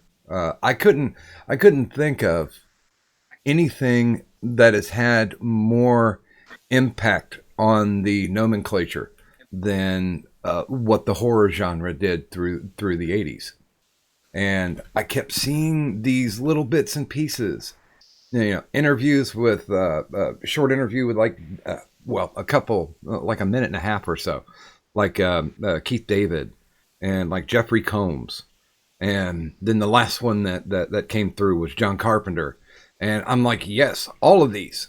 This is what I want to see. I do want to compliment you on the build, because it wasn't like, oh yeah, we're going to do this thing and it's going to have all these people in it. Trust us, it's going to be good. Throw us some money on the Indiegogo. I think you did it basically the perfect way, the way that fans want, give you little, not like first taste is free, but here, let's give you a little. Now, let's give you a little more. It's kind of, dropping the breadcrumbs, leading people along the path. When did you decide to say, okay, I love 80s horror.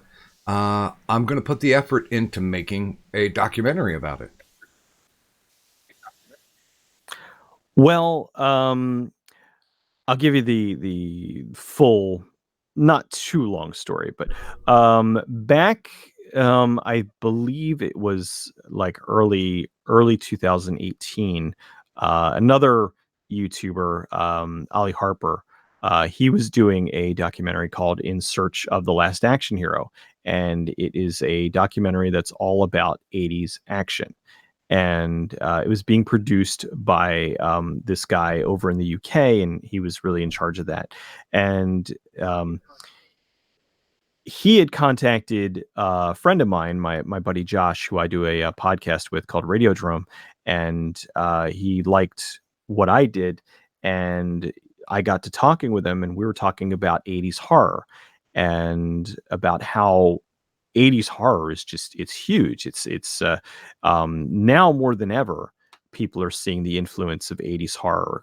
There's a lot of movies that are coming out there throwing their nods to it. There are certain movies that are coming out there obvious homages to it. And when you talk to almost any horror fan and you ask them what was the best was the best decade for horror, they say 80s. So he wanted to follow In Search of the Last Action Hero up with In Search of Darkness, which was the horror version of that. And I was like, absolutely, I'm definitely on board for that. And his concept was he wanted to have a combination of creators involved with this. So it was the creators, John Carpenter, Joe Dante, all the directors and the actors and the people that worked on the films in the 80s. And then he also wanted to have the influencers, the people like me. And he also got James Rolfe, the angry video game nerd, involved. And it was like, these are the people that are keeping horror films alive through their passion and their love of the decade. And if I may break in genre. for just a real quick second, here are some of the names: John Carpenter, Heather Langenkamp, Joe Dante, Jeffrey Combs, Barbara Crampton, Keith David, Greg Nicotero, Bill Moseley, Caroline Williams, Kane Hodder, Sean S. Cunningham, Tom Holland. That's an all-star cast. Absolutely. And the funny thing was, originally we were shooting for, about a 90-minute cut.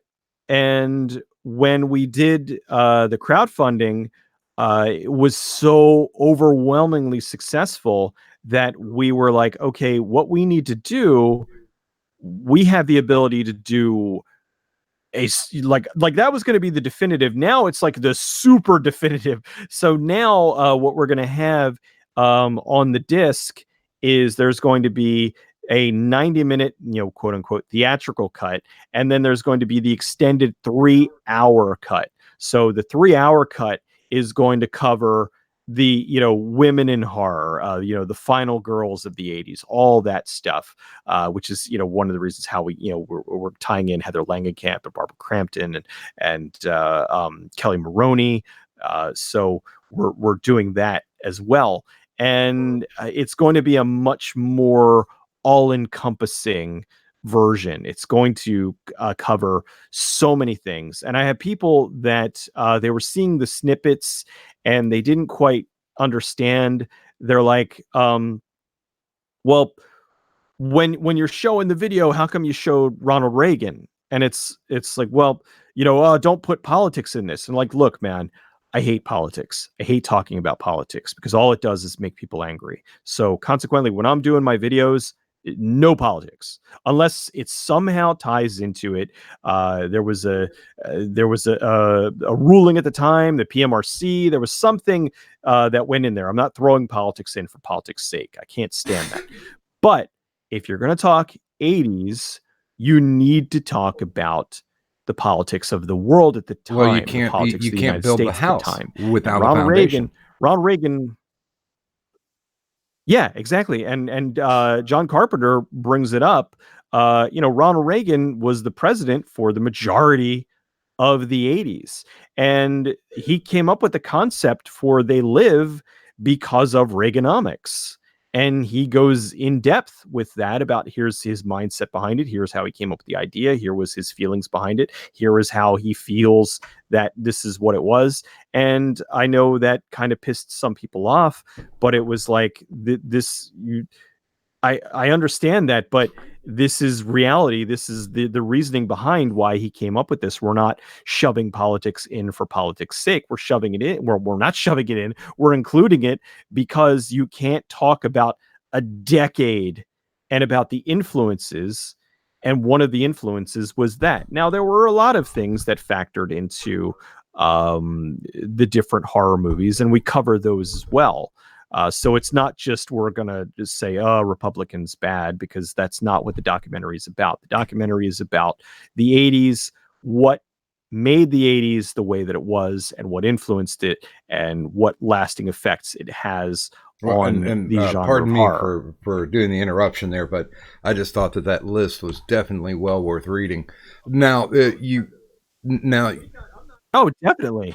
And we got, I'm not even, I know I'm involved. We got a great batch of interviews.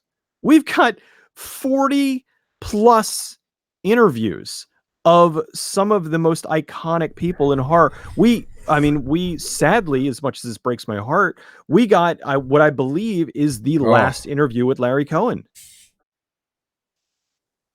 I mean, like that was, it's I'm not using that to sell the production, but I'm just saying simply, like, that's, he is a phenomenal influence. I still have, I got a stuff container from him. Like they made so many stuff containers for the movie that decades later he still had some. So I was able to get a stuff container and get it signed by Larry Cohen. I am going to build a little glass case to show it off. But it was it was one of the genuine stuff containers. And yeah, thank you. And it's like that. I hold that very dear. And but we've got some phenomenal interviews, and I think people are just going to absolutely love when they see the finished project. I'm proud of it already, and we're still editing it. My interrupting self once again. I apologize. You were talking about how the gentleman who was doing In Search of the Last Action Hero, you got involved with the side. What made you the primary or the motivating force for In Search of Darkness? Well, I am still, to be completely fair, I am still an associate producer. I am not, an executive. I have limited say on it, but I offered a lot of suggestions. I offered a lot of steering the ship, as they say. And I was able to talk to the executive producers, and we worked back and forth. And there were a few things that they suggested that I really thought were going to take it in a direction that were not good. And thankfully, they agreed with me. And so we decided to not go in that way. And then there were some other things that I suggested, some people that I thought might be a really good idea, some things that we could do as like bonus features. And they agreed with them as well. So I think that on top of being the ultimate documentary on the subject, I think we're also going to have the ultimate repository of bonus features. We're going to have a lot of additional stuff that it was good footage, but we just couldn't fit into the actual film. And because of the beauty of stuff like Blu-ray and DVD, we've got the space where we can put all this extra stuff. And it doesn't, unlike the VHS days, it doesn't make the package weigh anymore. So it's not really impacting it. It's just, if anything, it's just adding to the burn time of the discs. But we're going to ship those off to a mass producer anyway, so it's not really, that's kind of out of our hands. But we've just got so much goodness going on with this. The poster that's coming, that was one of the tiers. You could get the shirt. That's just all kinds of cool stuff. I'm just super excited about it, and I'm looking. Oh yeah, and Cassandra Peaser. Cassandra Peterson, Elvira. She was another one who we interviewed. Just, I think it's going to be very all encompassing, and I personally cannot And wait for it to be finished. I'm trying to remember. There was a horror documentary they did about 8 years ago. Uh, Something like Red, White, and Dead, or uh, Yeah, I think I think it was horror in Red, White, and Blue, or it was something in Red, White, and Blue. Slashers and it primarily focused on the slashers, um the Freddy Krueger and Jason Voorhees and whatnot. But yeah, that one that was a big one. But okay, uh Nightmares. I think ours is going to be a little more Yeah, all-encompassing. now that was Nightmares in Red, White, and Blue. Yeah, because it was all about the but all-American that was a horrors. good one. But to me personally, and you can correct me if you think differently, it was incomplete. Yeah, it felt like And something you was really missing. can't get rid of the Canadian films And that were being cranked out in the 80s. I know yeah. oh god, the Canuxploitation. I've talked about plenty of them. There's lots of good Canuxploitation films that deserve a Yeah, I lot mean, more love. and there's a lot of people who don't even know that those were Canadian. And I was sitting there watching that documentary, and I was like, wait a minute, there's some that are missing. You know, where are these at? Like I know My Bloody Valentine was probably, I don't know, one of the biggest that came out of Canada. If not, if not the biggest, definitely one of the biggest. Although, man, is there a great story behind that I would love to be able to tell one day. But unfortunately, the studio that owns it, that owns the rights to it, is difficult to work with. And so, but there's, oh my god, they butchered that film upon release. They cut out so much of the death scenes that eventually they were able to find prints, but they were really badly damaged. So the Blu-ray of it has you can watch it, the theatrical cut, and you can watch the director's cut with the scenes put back in.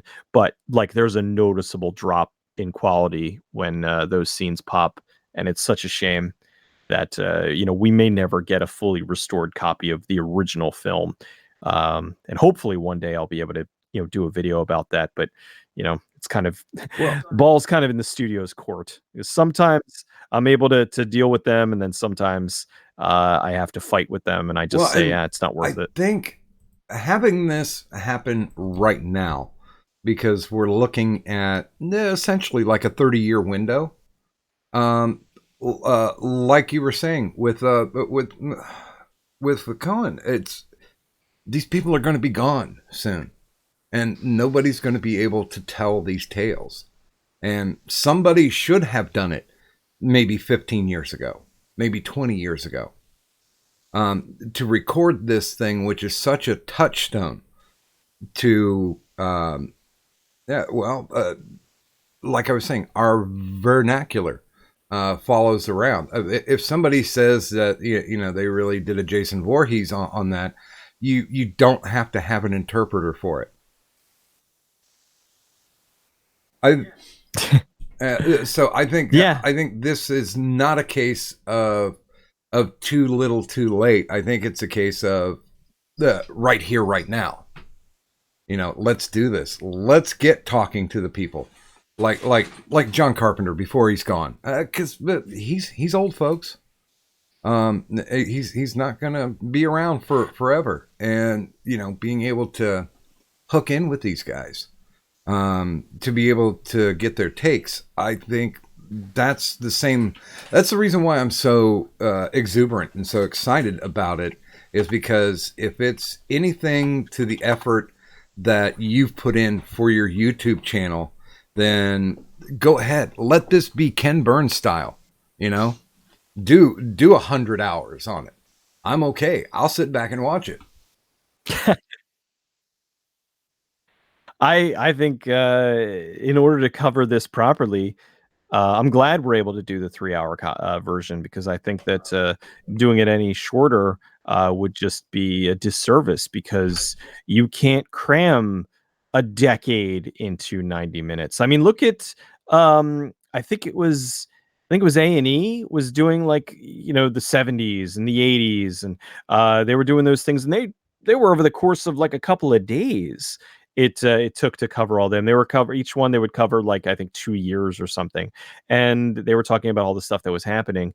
And I think in this, how many hundreds of movies were released over the course of the 80s, possible, thousands, and so many of them are well worth talking about.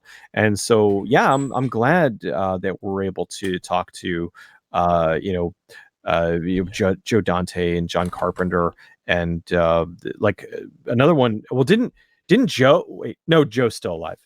Um, there was somebody else in horror who died not too long ago, but I don't think we interviewed them. But Stuart Gordon, who I love, he made one of my favorite movies, Robot Jocks, and also Reanimator from Beyond. Just phenomenal guy.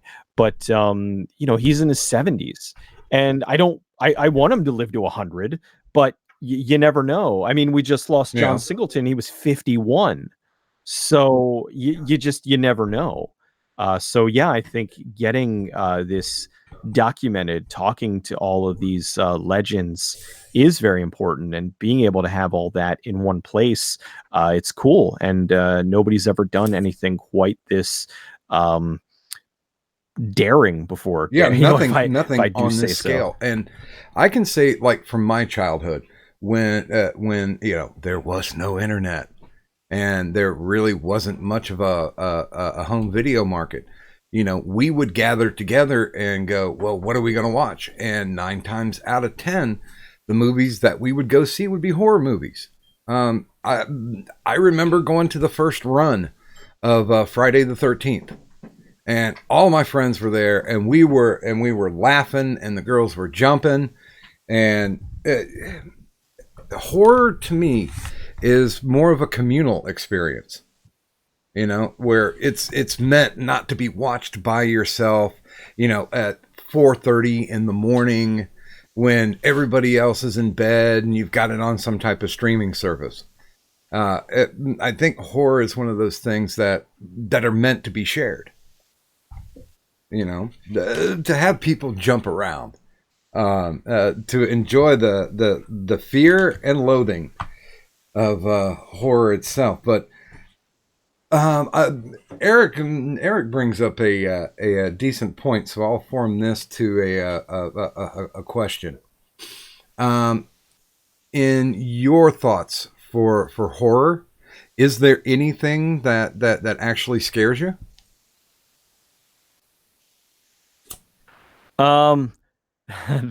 The two things, and I've done a couple of videos on these, so my audience, they love ribbing me about this, but if it is something with bugs or ghosts, those are my two things that I really don't like. So if they ever made a movie with ghost bugs, I You would just gave probably have to somebody a leave the planet. billion-dollar idea. Yes, I think the Asylum will make ghost bugs, and thankfully it'll be the Asylum, so it won't be that good, and I'll just laugh at it. But yeah, I don't like ghosts and I don't like bugs. And um, if you make a movie like The Nest, where they're using real roaches, it's really uncomfortable. But there's been a lot of movies where it's like CG bugs, like Arachnaquake, and those don't bother me as much. But the movies where it's genuine, real bugs crawling all over people, that freaks me out. And as far as ghost movies, I was able to see the original Paranormal Activity before it got the Spielberg suggested ending, which is what is on the DVD, which is really sad because the original ending is phenomenal. And that movie legitimately scared the crap out of me. I had to sleep with the lights on like I was a child. Was the original ending where the cop shot her? Me. Okay. Yes, that was the original ending.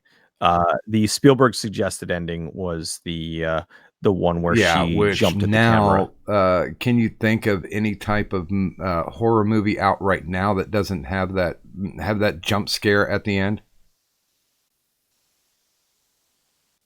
Yeah, that's I did the video about it. The WTF are you doing Blumhouse, because they had ended, I believe at the time it was something like 7 of their 10 last films all had a, as I dubbed them, the final scare, where something jumped out at the screen, and I'm like, it's not scary. It sucks, especially because now, with them doing it so frequently, like you know it's coming. I'm watching and I'm like, here it comes, The blah. Bagul. So that drove me nuts. The Bagul, thank you. Hey, yes, you're versed. The Bagul, that became an ongoing joke with my channel, where whenever there would be a final scare in a movie, people would just Bagul, and it's funny. It kind of took on a life of its own.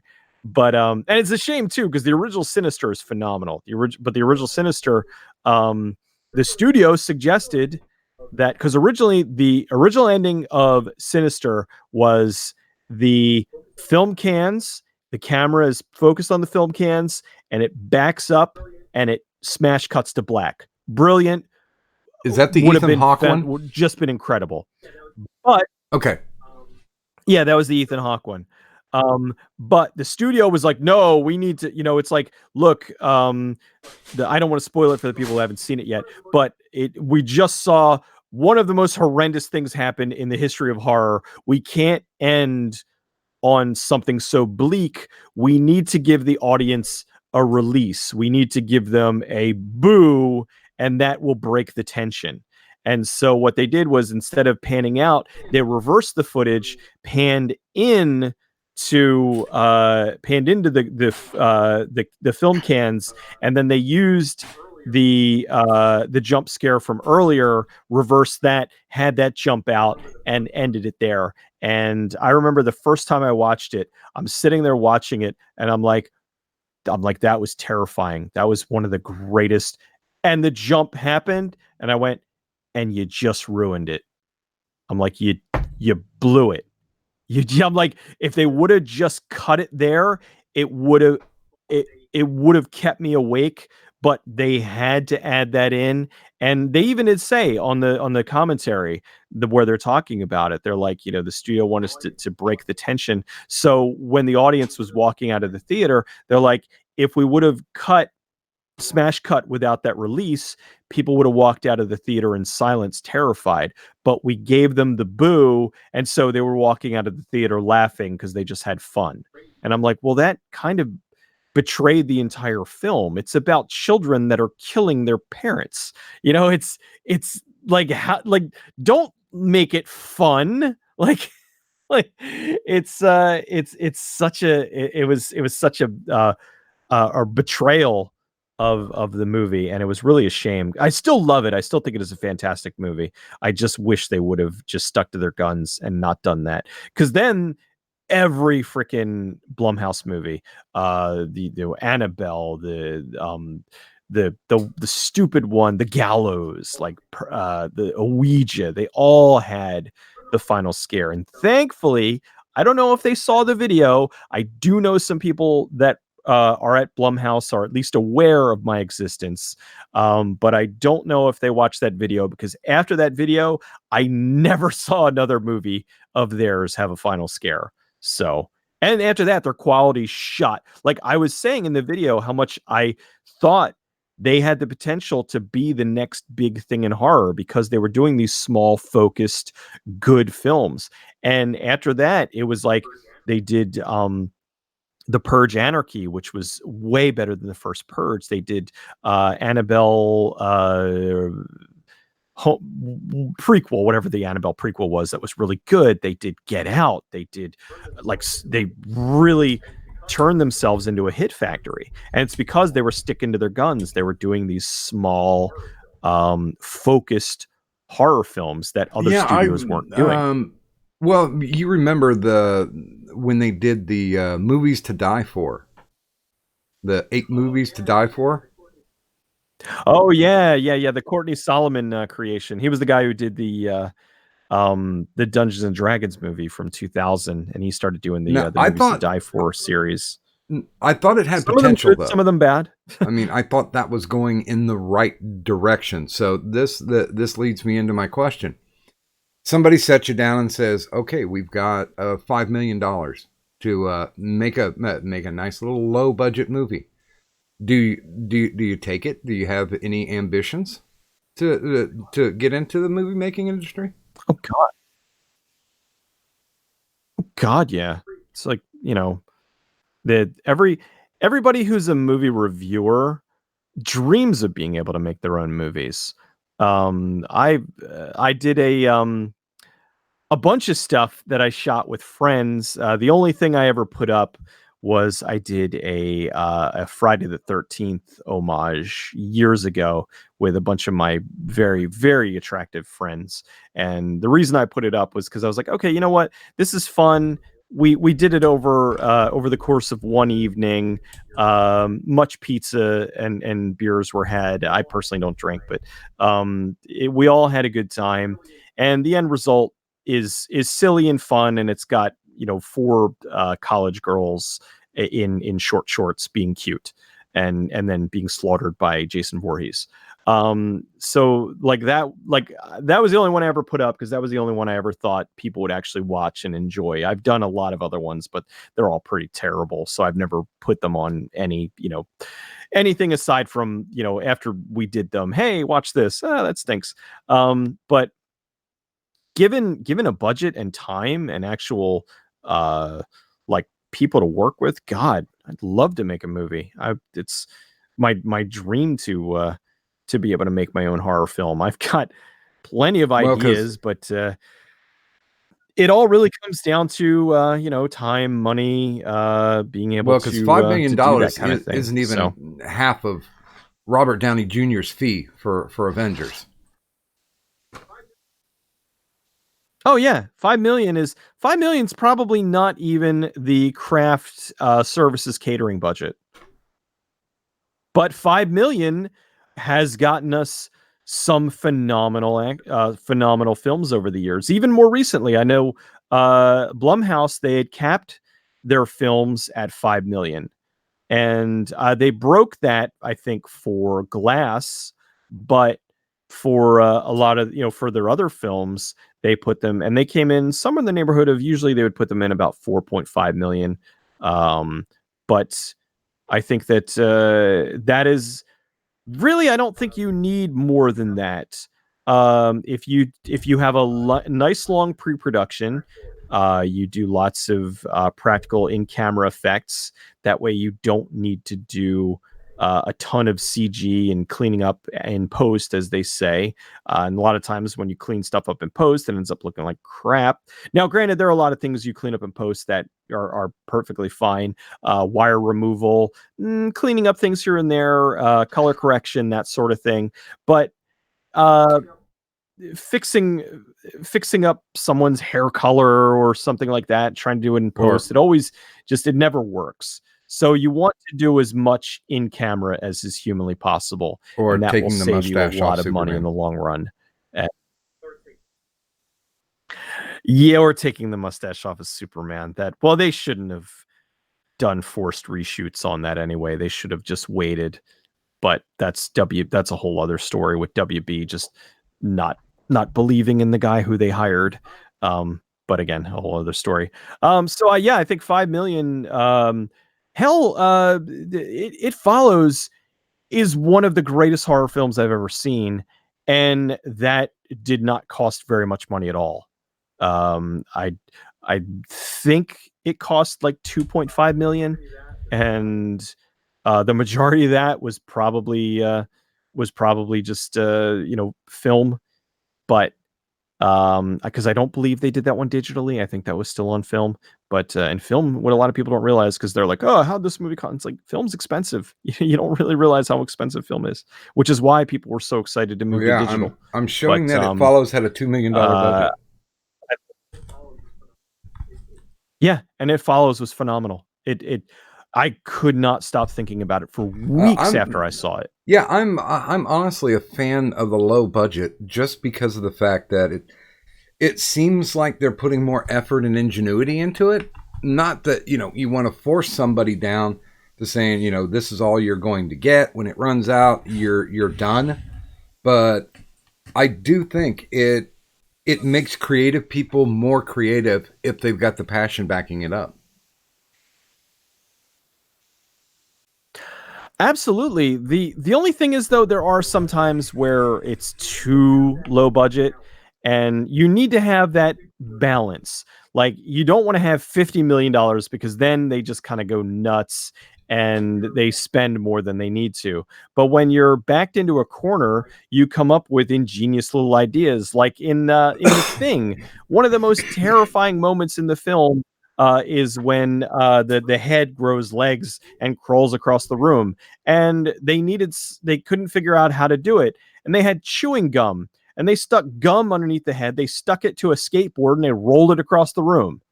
And that's one of the most terrifying moments in horror movie history, and it's Or literally a even in the same skateboard and scene, chewing thinking gum. out of the box, how they basically hired a man who did not have limbs to do the defibrillator scene. And it's only a Yeah, couple of seconds, but it sells it. absolutely. It's just incredible, and it's smart. I mean, they kind of did that. There's been a few movies, actually, a lot of war movies where they'll hire people who don't have limbs or whatever, and have them as somebody who gets their leg shot off or is looking, in Private Ryan, guy who's holding his arm, that kind of thing. But it's a smart way of doing things rather than having somebody with a green sock on their arm And and then they just now remove it digitally. I'm sure you have an opinion on this. The Thing prequel. I'm sure you've had a chance to see some of the effects that Amalgamated Dynamics came up with. Yeah. I did a whole video on it. Oh, I talked about actually it's kind of cool. I got a an open invite from Studio ADI like they loved it. They're like nobody's ever like told the story, and they invited me oh, to come that's out to see the studio. and once again, more quality videos that are sitting there that people need to watch. Do you, Yeah, the Thing video I'm really proud of because Studio ADI saw it, the director saw it, and they all like wrote me really nice thank yous saying, thank you for getting the word out there. And a lot of people started petitions, release the pilot cut as they call it, because there was the pilot that was removed in post by putting the weird computer blocks over it. The movie was much different from yeah, what we actually like ended up somebody getting.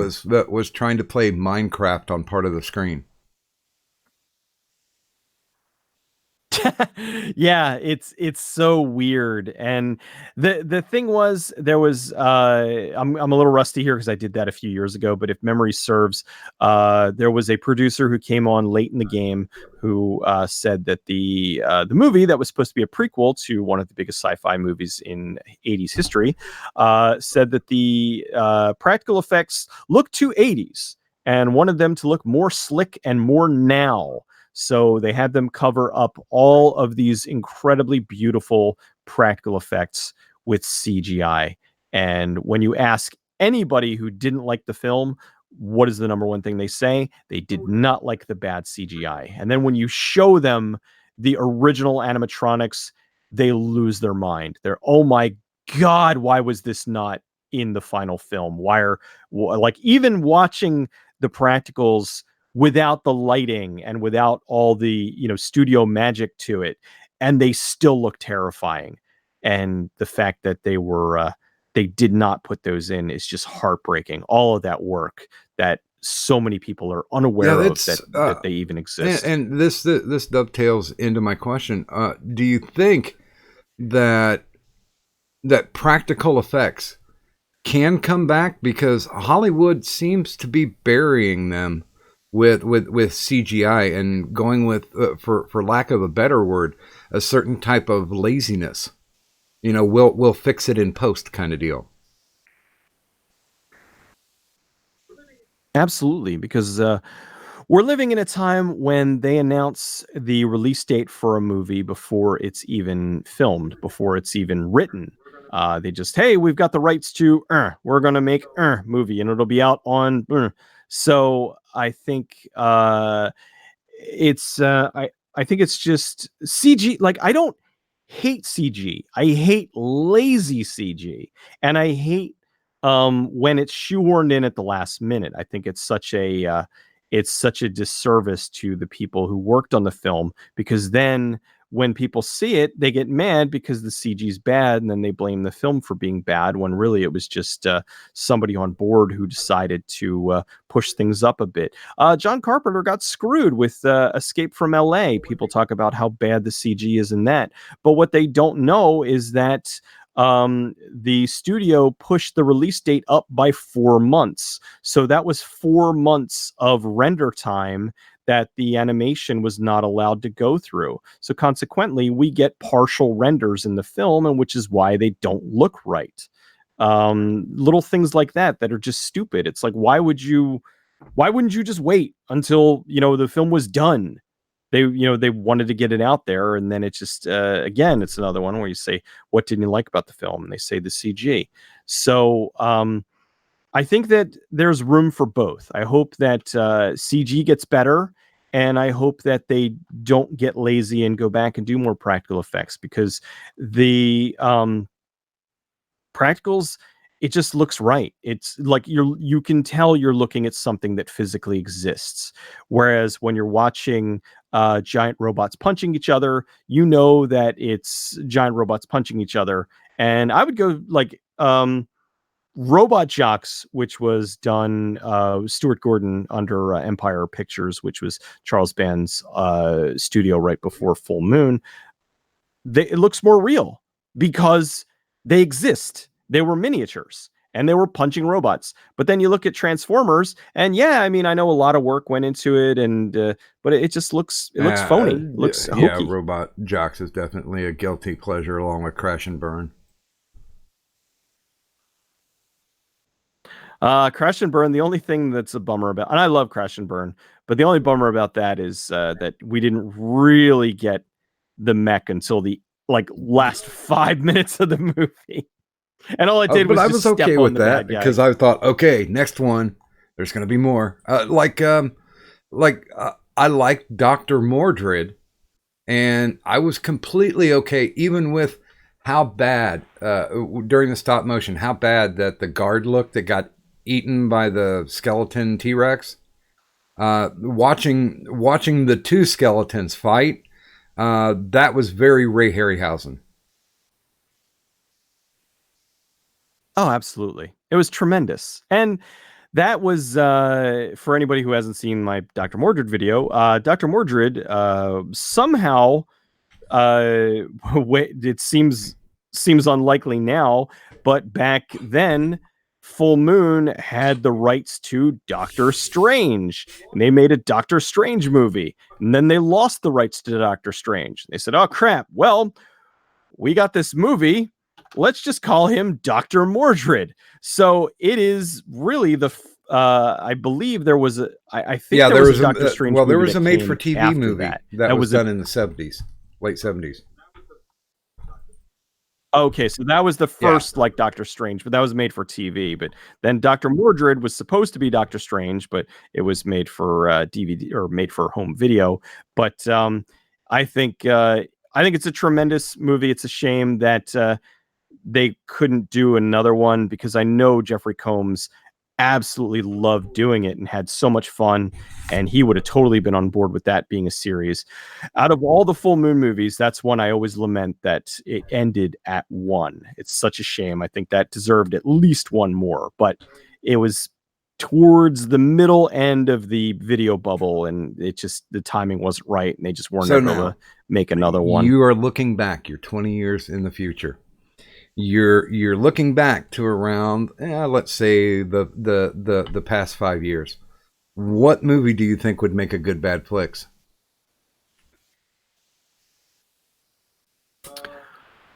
Oh God. Let's see. 20 years from now, what is? Um, I think the. I think that honestly, the either the Justice League or Batman versus Superman, the Ultimate Cut. I think that there are stories there that the general public, like I'm aware of a nice chunk of the history, but I think the general public doesn't know a lot of the history. And I think that there is even more stuff that happened that we don't know about that will probably come out over the years. I hope so. And I really would love for the Snyder cut to come out because of the Justice League, because I think that it really it exists. I know a lot of people have said it doesn't exist. You've had multiple people that have worked on the film that said it exists. It may not have been finished. It may not have had all the effects put in place, but there is a cut. And the studio panicked, got Joss Whedon to go back and Whedonize it. And well, we ended up with what we got. So I think that the story behind that would probably be really interesting to be able to find out in the future. But I don't think, yeah, I think probably the next 5-10 years we may not know, but maybe Well, maybe in the next 20 we might get the and story. with the information being globalized now, somebody somewhere is going to be able to keep that information that's going to keep it going. That's why I adore your channel so much, is because all these stories legitimately, we're talking 30 years down the road, would be lost to time. Nobody's collecting these. You're basically, if I can pull a Star Trek reference, you're playing Mr. Atos at this point. That's definitely not Awesome. a bad thing. By the way, Victor Ray, this is more, Eric Pug is saying, the real horror is the creative process, isn't it?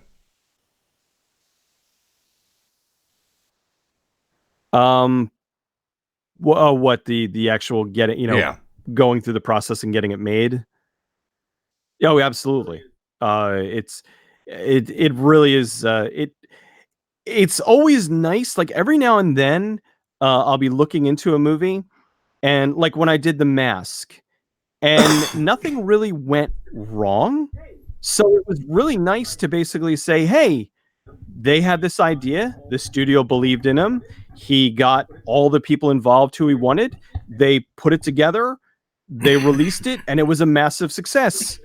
Like there was it's nice every now and then to tell those stories too. I would say that the nightmare stories usually end up for a more compelling video, but I think that it's a nice change of pace when I'm able to put out a video where it's like, hey, these people had an idea, they made this film, and everybody loved it, and nobody really had a bad time doing it. And so it's always cool to hear that. So yeah, there is the creative process is often nightmare inducing. And I know a lot of people have left the industry. Sometimes after one movie, they would make this and they're just like, no, I can't do this. It's horrible. So they leave, and it's a shame. But it's somewhere I keep in the thinking middle. back to the one that you did about the busload of insane kids that kill all the adults at a at a lodge. Oh yeah, that was, I think it was originally 10 Little Indians, and then it was the devil's something. But yeah, where the one kid he actually in the movie kills his real mother in the film while she's naked I'm in a totally bathtub. blanking on the name, but yeah, well, she's naked in a bathtub, and yeah, it's crazy. That one I had a lot of fun with. I couldn't dig up a lot on it, but I was able to get some stuff. There's one you want to talk about lost to the to time. There's a movie that I got suggested to me, and I started looking into it, and I absolutely love the movie, and I cannot find any information on it. It's a movie called High Road to China. It's 1983. The director's dead. The writer's dead. The producers are dead. Like the only like the main actor in the film, I will never ever be able to get a hold of him. It's Tom Selleck. Like I would there like I'm just I'm gonna try, but I highly doubt I'm gonna get to be able to interview Tom Selleck to talk about this movie. And it's a shame because I would love to be able to tell the story of this movie to get more people to check it out, because it is a very swashbuckling adventure, but it's not an Indiana Jones ripoff either. You kind of look at it and you might think but it's totally not. It's a very solid adventure romance drama film. Tom Selleck is great, and Bess Armstrong is she's a flapper in the movie who's kind of a spoiled brat. And it's got some fantastic biplane fights in the film. It's really, really legitimately good. And unfortunately, the people who I would normally talk to are all dead. Well, yeah, that's why I find urgency with doing it in Search of Darkness, because once the resources are gone, they're not coming back. Yeah, and it's just this stuff's just going to be lost, lost and forgotten. It might be a footnote on Wikipedia or something. So, yeah, he's not getting any younger. Still looks fantastic, but he's in his 70s. So I don't know. And even if I was able to get a hold of him, I don't know how much of the creative process he would even recall. Would he know why the director got involved? Would he, most actors, especially Tom Selleck in 1983, it probably was just I don't want to say a gun for hire, but he may have just been brought on to do the film because he's, Magnum. He's the swashbuckling, handsome dude, and that's pretty much the character that he played in the movie. So I don't even know if he would know. And I've talked to actors for certain videos that I've done, and a lot of them have offered very insightful things about their characters, but they really didn't remember a lot of the additional minutia about the actual making of the film, which is why I always like to talk to the directors, writers, producers, because they're the ones that they've got the best stories. They talk about why they hired this person, why they got involved, how much money was wasted. There's some where there was a movie where a producer took half the budget and lost it at the racetrack, and then like stuff like that. Now, if I could make one humble suggestion, because I know you've dropped video clips of this movie in some of the other videos that you've done. Have you ever considered doing Ice Pirates? Yes. Absolutely want to do Ice Pirates. If I'm not mistaken, let me just double check. I believe the reason why I am not doing Ice Pirates is because it is, let's see, company credits. Now it's Warner. Warner may have bought the rights from MGM. Was it MGM for a while? MGM is one of the companies that gives me a really hard time. So I have a tendency to avoid their stuff because it's not worth the hassle of having to fight them for months over copyright claims and whatnot. So, but yeah, I would love to do a video on Ice Pirates. So yeah, possibly. I have to look into if Warner owns all the distribution rights or if they partially own it with MGM, because that makes a big difference. I have a lot of movies that I would love to do.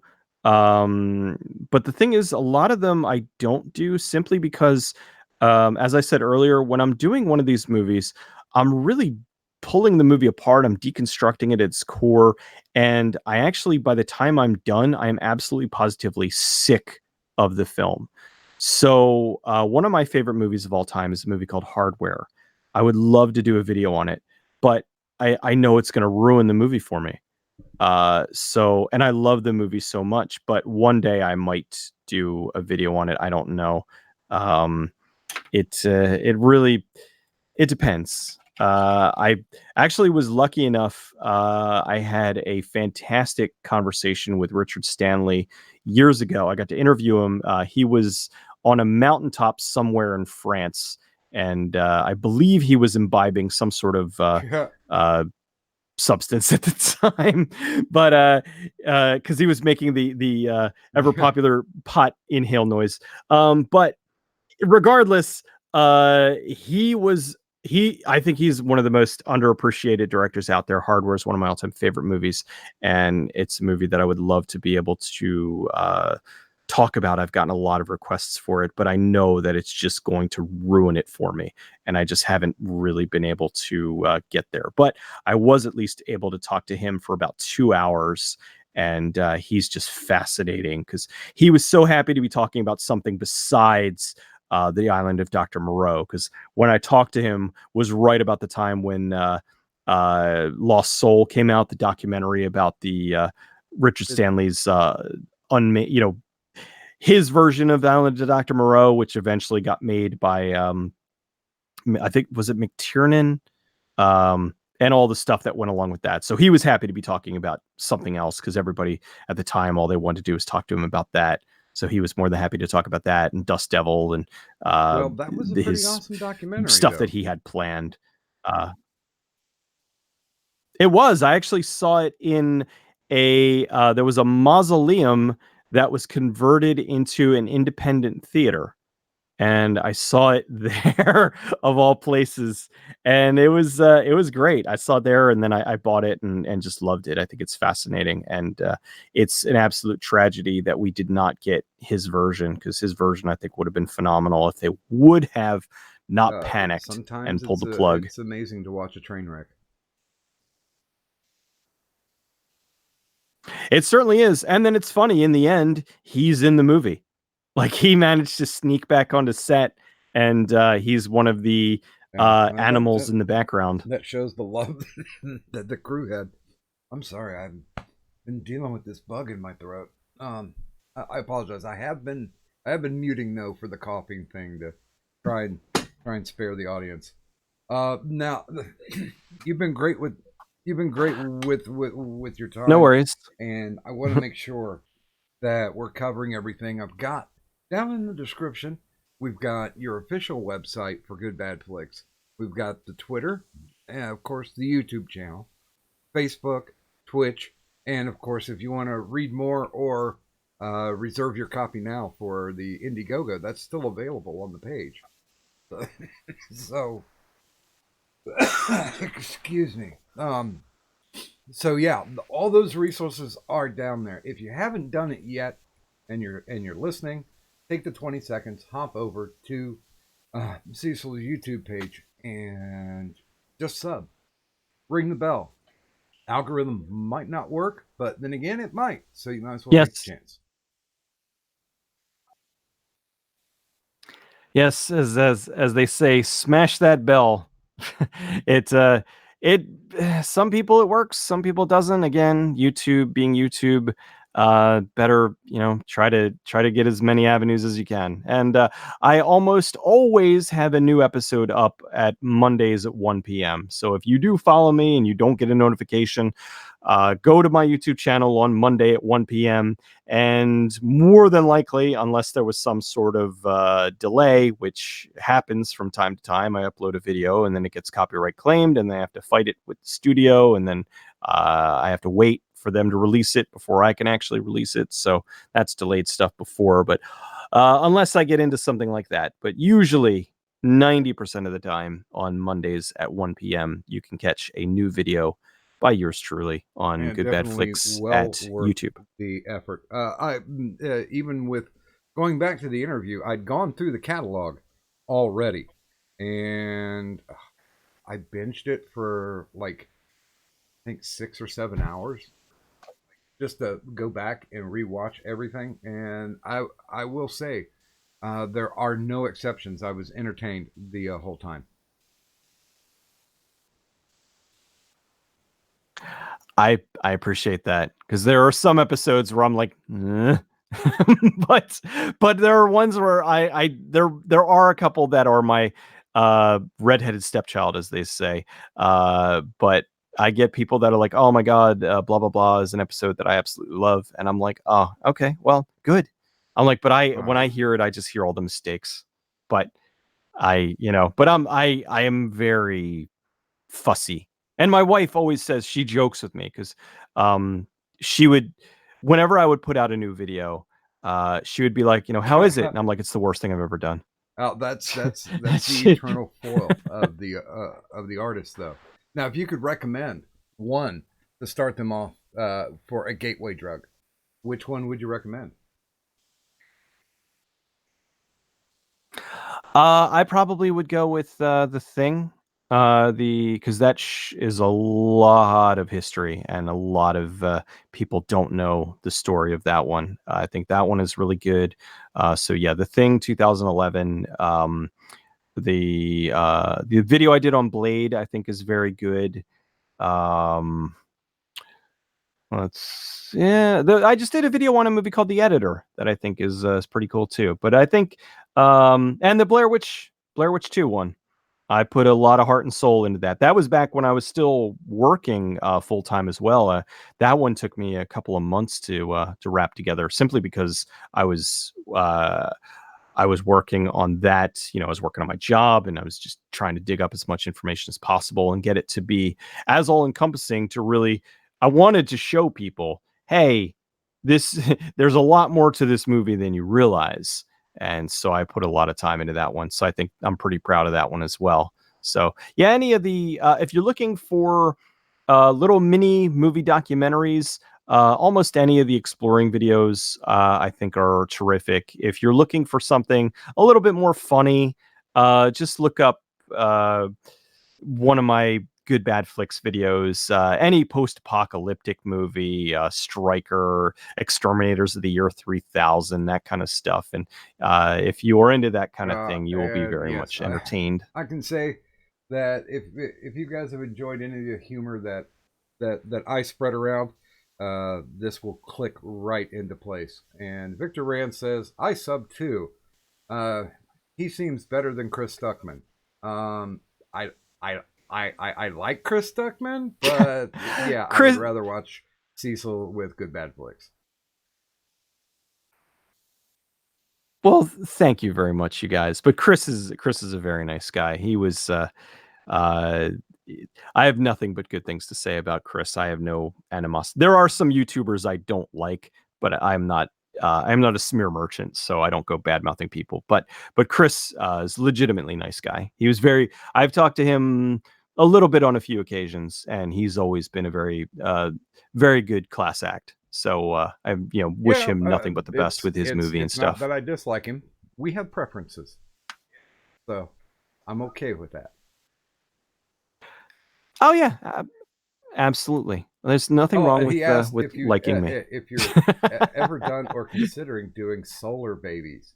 I don't remember you doing Solar Babies. Did you? Yes. No, I have not done Solar Babies, but that is on the list. I will have you know, as of currently, the list, I have a to-do list that I'll usually just call the list. As of currently, Whoa. it is 1,362 movies. So it's a spreadsheet, and I update it every so often whenever I do something that is on the list. And I don't know, maybe one day, if I'm 120, I might be able to get to all of them. I'll be there watching. Now, one of the things, and we'll go ahead and wrap on this.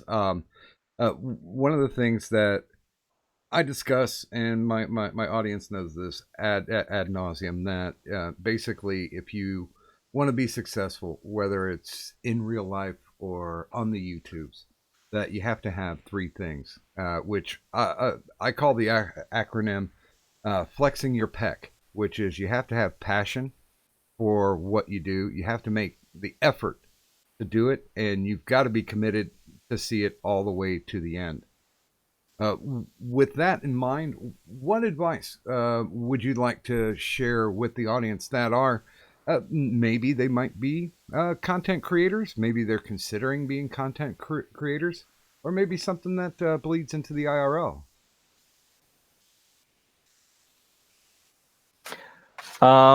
If you are a content creator on, any, Twitch, Twitter, or Twitch, YouTube, something like that, the best advice I can give you is to expect to fail.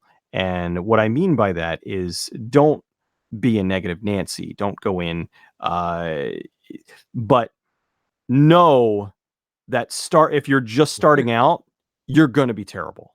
Nobody is amazing out of the gate. I Every now and then you will get somebody who strikes gold immediately, but most of the time you're going to spend some time learning. So if in the beginning you're not getting views, if you're not getting follows, whichever platform you use, the best advice is to stick with it and always improve your formula. Always look at what works, what doesn't work, what you're passionate about, what you want to do. If you want to do something on YouTube where you talk about movies, talk about the movies that you want to talk about. Don't talk about what you think is popular and what's going to get the views, because people will identify that you don't really care, and consequently, they won't watch. Also, if you are making stuff on YouTube, and this kind of goes back and forth between YouTube and Twitch. The best thing for YouTube and the best thing for Twitch is a good microphone, because if people can't hear you, they're not going to listen. You could say the greatest thing in the world, and if you have crappy audio quality, then they are not going to listen. They're going to tune out. I don't know how many things I was like, hey, that sounds really interesting. And I would hit the video and the audio quality would be god awful. It sounded like they recorded in a bathroom, and I just would tune out. Now, I don't mean to say that to sound snobby, but you are competing in a very big pool. You need to have like the basic bits in order to even come close to being able to compete. And the technology now is so reasonable that you can get a decent mic for well under $100. And I think that look at that as you are investing in your future. So if that's something that you're really passionate about. So good audio quality is incredibly important. The video quality, not as important. I mean, hell, there's a YouTuber named Shoe on Head that records in like 480, and they call it the potato cam, and she's got well over 1 million subscribers. So it's also the content that you're putting out, but the audio is always key. If if people couldn't hear what she was saying, it wouldn't matter. So that's really huge. So definitely just get a good microphone and be passionate about it and stick with it. Like, I mean, there does come a point where you really have to make a decision if you're going to keep doing it or not. But don't let other people dissuade you. Hell, I had my boss at my old job. I worked at a college, and he kept trying to get me to stop doing these videos and to take some college courses, because while I was working there, college was free. And he was like, that's so much better for your future. And after a while, I'm like, no, I think this is going to be my future. And if I would have listened to him, I don't know what I'd be doing right now. So, don't let anyone else step on your dreams. If you really want to be a content creator, get out there and try, and hopefully you make it. It's not easy, but then again, Now, nothing you worthwhile gotta be ever willing is. to sweat for what you get. I didn't get paid for years. I did it for free for probably the first 5 years I did this. Well, that's passion, and that's effort. Yeah, it really is. And it's kind of funny, because then you have some people who will come at you about well, you're making enough money now, and I'm like, well, no, I'm not, but who are you to say? I worked my ass off to get to where I am, and I think I deserve, if I get a little money here and there, I think Yeah, I I've mean, earned it you at this you point. can take pride in your accomplishments because you worked to accomplish. That's Yeah, it wasn't until the one thing we didn't talk about. I had my first video go viral in 2014. It was my WTF Happened in Movie Posters. That was when I realized that I might be able to do this as a career, because I hadn't really done. I think I had like 20,000 subscribers at the time, and but that one blew up in 2014, and that was when I was on my way to work, and my phone was blowing up with all of these. I was seeing like people. Oh my god, I saw this video! It's incredible, and it was just getting retweeted and all over the place. And I was like, oh my god, this is awesome. The thing that sucks was I was not a member of AdSense at the time, so I had a viral oh, video that I didn't get paid for. So, but after that, I was able to get AdSense, and I was able to start making money on YouTube. And then in 2015, I joined a website called The Escapist. And then in late 2015, I oh, was laid off from my full time job. And I talked to my wife and I said, hey, I have 7 months of severance. If ever I'm gonna make this thing work as a full-time job, I think now is the time. And she agreed, and, I was able to make it work. So I haven't looked back since. I've been doing this full-time since and that is 2015. amazing, and something that could not have happened if you're just like, oh yeah, well, I'll go ahead. You know, it seems like YouTube is making money. I mean, I would think if the same circumstances happened, you would have had difficulty making the same decision if it was past the apocalypse. Oh god, yeah. If it was, pre-apocalypse, well, I mean, there was pre-apocalypse, but yeah, post-apocalypse, well, that was a whole nightmare. "Hey, I'm doing this, it's great." Oh, because if, we can't talk about, our money situations because we're beholden to contracts, because everybody on YouTube has a different contract, but, they paid a whole lot more in ad revenue prior to the adpocalypse. And that's why, you see people like FalsiTube that had like 9 Lamborghinis and stuff. And now, that kind of content is not advertiser friendly. And it's just ridiculous that it's like this was stuff that, YouTube became YouTube because of content like this, but now they don't want content like that, and a lot of people are moving to Twitch because of it, because it's like, hey, I can Hey, do yeah, this but over there Twitch and is actually actually make a more living. restrictive than YouTube is. It's a different animal. It depends on what your content is. Like I wouldn't be able to do what I do on YouTube on Twitch, but for Hmm. somebody like H3H3, they do podcasts over there. Uh, and the thing is too, like you need, if you're going to move from YouTube to Twitch, you need to already have a massive fan base on YouTube to make that move, because then when you move to Twitch, they don't really have an ad revenue setup per se. Um, you get paid. Um, you get paid on like subscriptions and that kind of thing. So really, you're making more money on fans being willing to pay you in bits and subscriptions and that sort of thing. So you're not making it on ad revenue like you would on YouTube. You do make some ad revenue, but it's Well, not and the kind of ad revenue that I you'd make on mean, YouTube. you can not answer this, but there's been an upheaval in the past 4 months about Patreon. Now, I know you do have a Patreon. I apologize, I didn't include it in the descriptor, but um, do you have the same, or do you have any polarizing thoughts about it? Because there's a lot of people out there that are just raging hate when it comes to Patreon and what their recent stand was. on how we are the people that give money to content providers, and that's what made a lot of them shift off the platform. I was really saddened by Patreon's shift. The thing that really bothered me was when, like, there was a guy who they removed from the service for something that he did off the platform.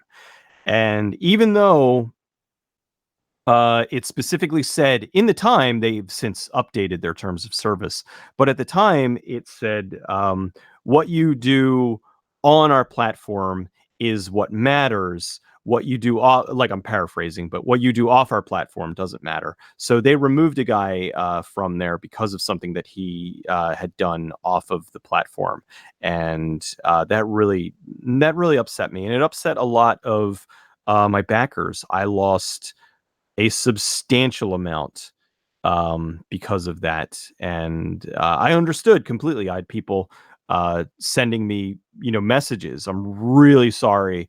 I love you, but I can't support this company who's going to be like this. So I completely understood that. I wrote them. I said, I understand. It's totally okay. I have no hard feelings. I see where you're coming from. I don't see where they're coming from. All they need to do is just be a a money aggregator.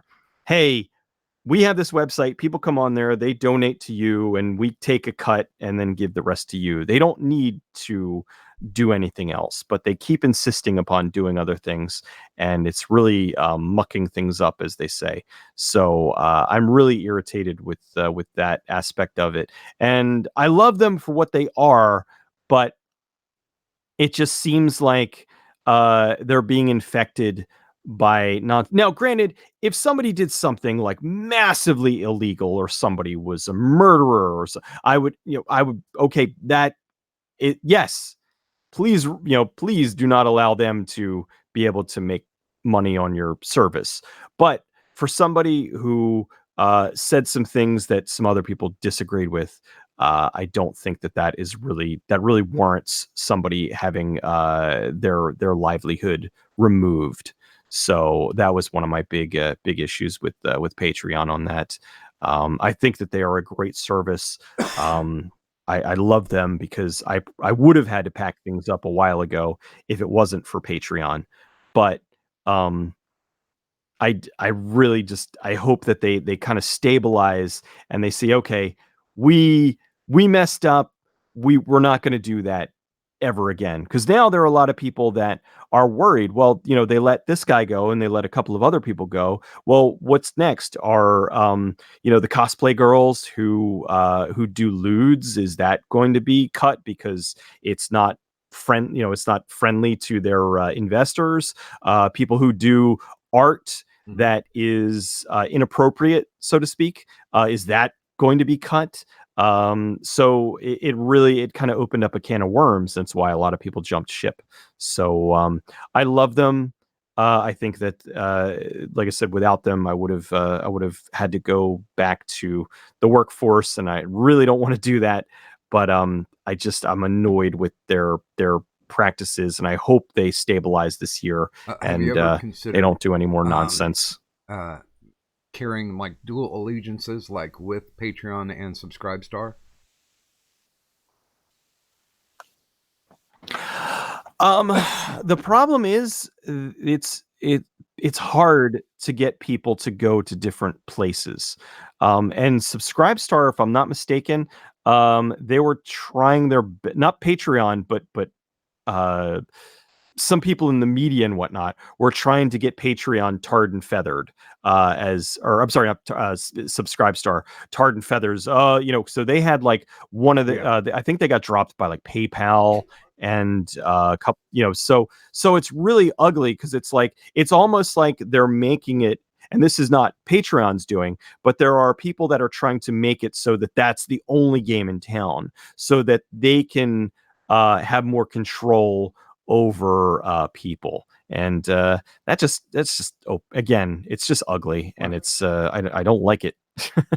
I don't like it. No, sir, I don't I'm like not a it. fan of it either. I drew a little bit of fire when I was like, nah, I'm just gonna stay on Patreon.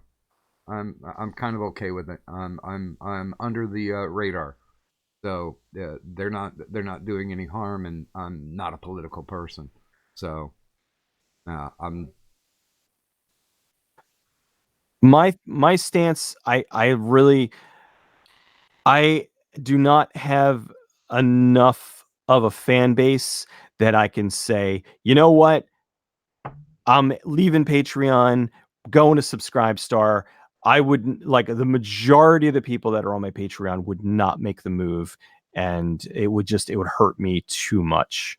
And I like I I what they did really sucked, and I don't like it, but it wasn't like big enough for me to really bite my lip and leave. Like, there were some people who were able to start up their own thing, and uh they were able to have their own crowdfunding thing, but I am small potatoes. I mean, I'm small medium size on YouTube, but really, in the grand scheme of things, when you say, Chris Stuckman, when you say Jeremy Johns, when you say Nostalgia Critic, people know who they are. When you say Good Bad Flicks, hey, you might, if you're talking to the right crowd, you might get somebody who's like, oh yeah, that guy that does the movies and he talks about crap. You might get that, but I still am small potatoes, so I don't have the kind of sway where I would just up and leave Patreon. And really, they haven't given me a reason where I've felt the need to. They haven't. It sucked, and I didn't like it, but it wasn't something that was so damning where I was like, oh, okay, I have to yeah, leave this and platform. well, hopefully we can change that to where you can become an influencer. It would be nice. I'm slowly but surely getting there. It is an uphill climb every day. I kind of work it to the way of where I think the slow and steady growth is keeping me humble. Not that I ever think that I would get, a big stupid ego to begin with, but it's a gradual thing. It's not like, I mean, I had like, I've occasionally had like explosive growth, but not to the degree of some people. Some people have gotten like 500,000 subscribers in like a year, That's and amazing stuff. it's I mean, yeah, it's incredible. They have one video that really blows up, and then they get a ton of subscribers and attention over it. Usually, those are the shit stirrers. Those are the guys who um, will point out drama and stuff, and that's not really what I'm about. I would probably be bigger if I did that, but then I wouldn't be doing what I want And to do. that's all we can hope for on YouTube, to be able to present yourself the way that you want to be presented, without any illusions, without any kowtowing, and I hope everybody comes along for the ride. It would be nice. I hope this crazy little platform continues, because you never know. I mean, the internet is fickle. One day MySpace was a big deal, and well, now, well, it's MySpace. But I think YouTube has so much sway. It is the number 2 highest visited website on the internet, which is kind of a big deal. So I really do hope that we're able to continue with this, because I love what I do. I love being able to talk about movies and television and video games and stuff. And it's really what I would like to And do we certainly for hope the rest of my that life, you pretty will much. continue to do so. And by that version, go down to the descriptor there. If you haven't taken the time, go check out the official website. Cecil's got a Twitter, now, of course, the YouTube channel. There's also a Facebook, a Twitch, and if you want to learn more about In Search of Darkness, the documentary, there's the link for that. Underneath that is all my stuff. You know where that is: the Twitter, the Streamlabs, the Patreon, and my TeePublic store. But also, underneath that is my prescription for additional entertainment. These are YouTubers who are small, but they are mighty. If you're looking for something and you're not finding anything, just click on one of these links and see if you don't agree that they're worthwhile for your viewing time. And with that, I would like to thank Cecil Trachenburg for stopping by the doctor's office. It certainly has been a wonderful interview. Please go and check out Good Bad Flicks right after this. Or you can jump to it now because I'm just going to promote what's coming up next. For the month of May, in the merry month of May, we'll be talking with singer Pinky Salmon. We'll also be talking with writer C.K. Walker, who you might know from The Haunting of Hill House. They're getting ready to start season 2, so we finally got her booked in. And we'll also be talking to the voice of Court TV, Steve Taylor. So please feel free. Join us next week as we interview Pinky Salmon. But I'd like to thank everybody for coming out this evening. And let's just say that the doctor's office is now closed. Good night.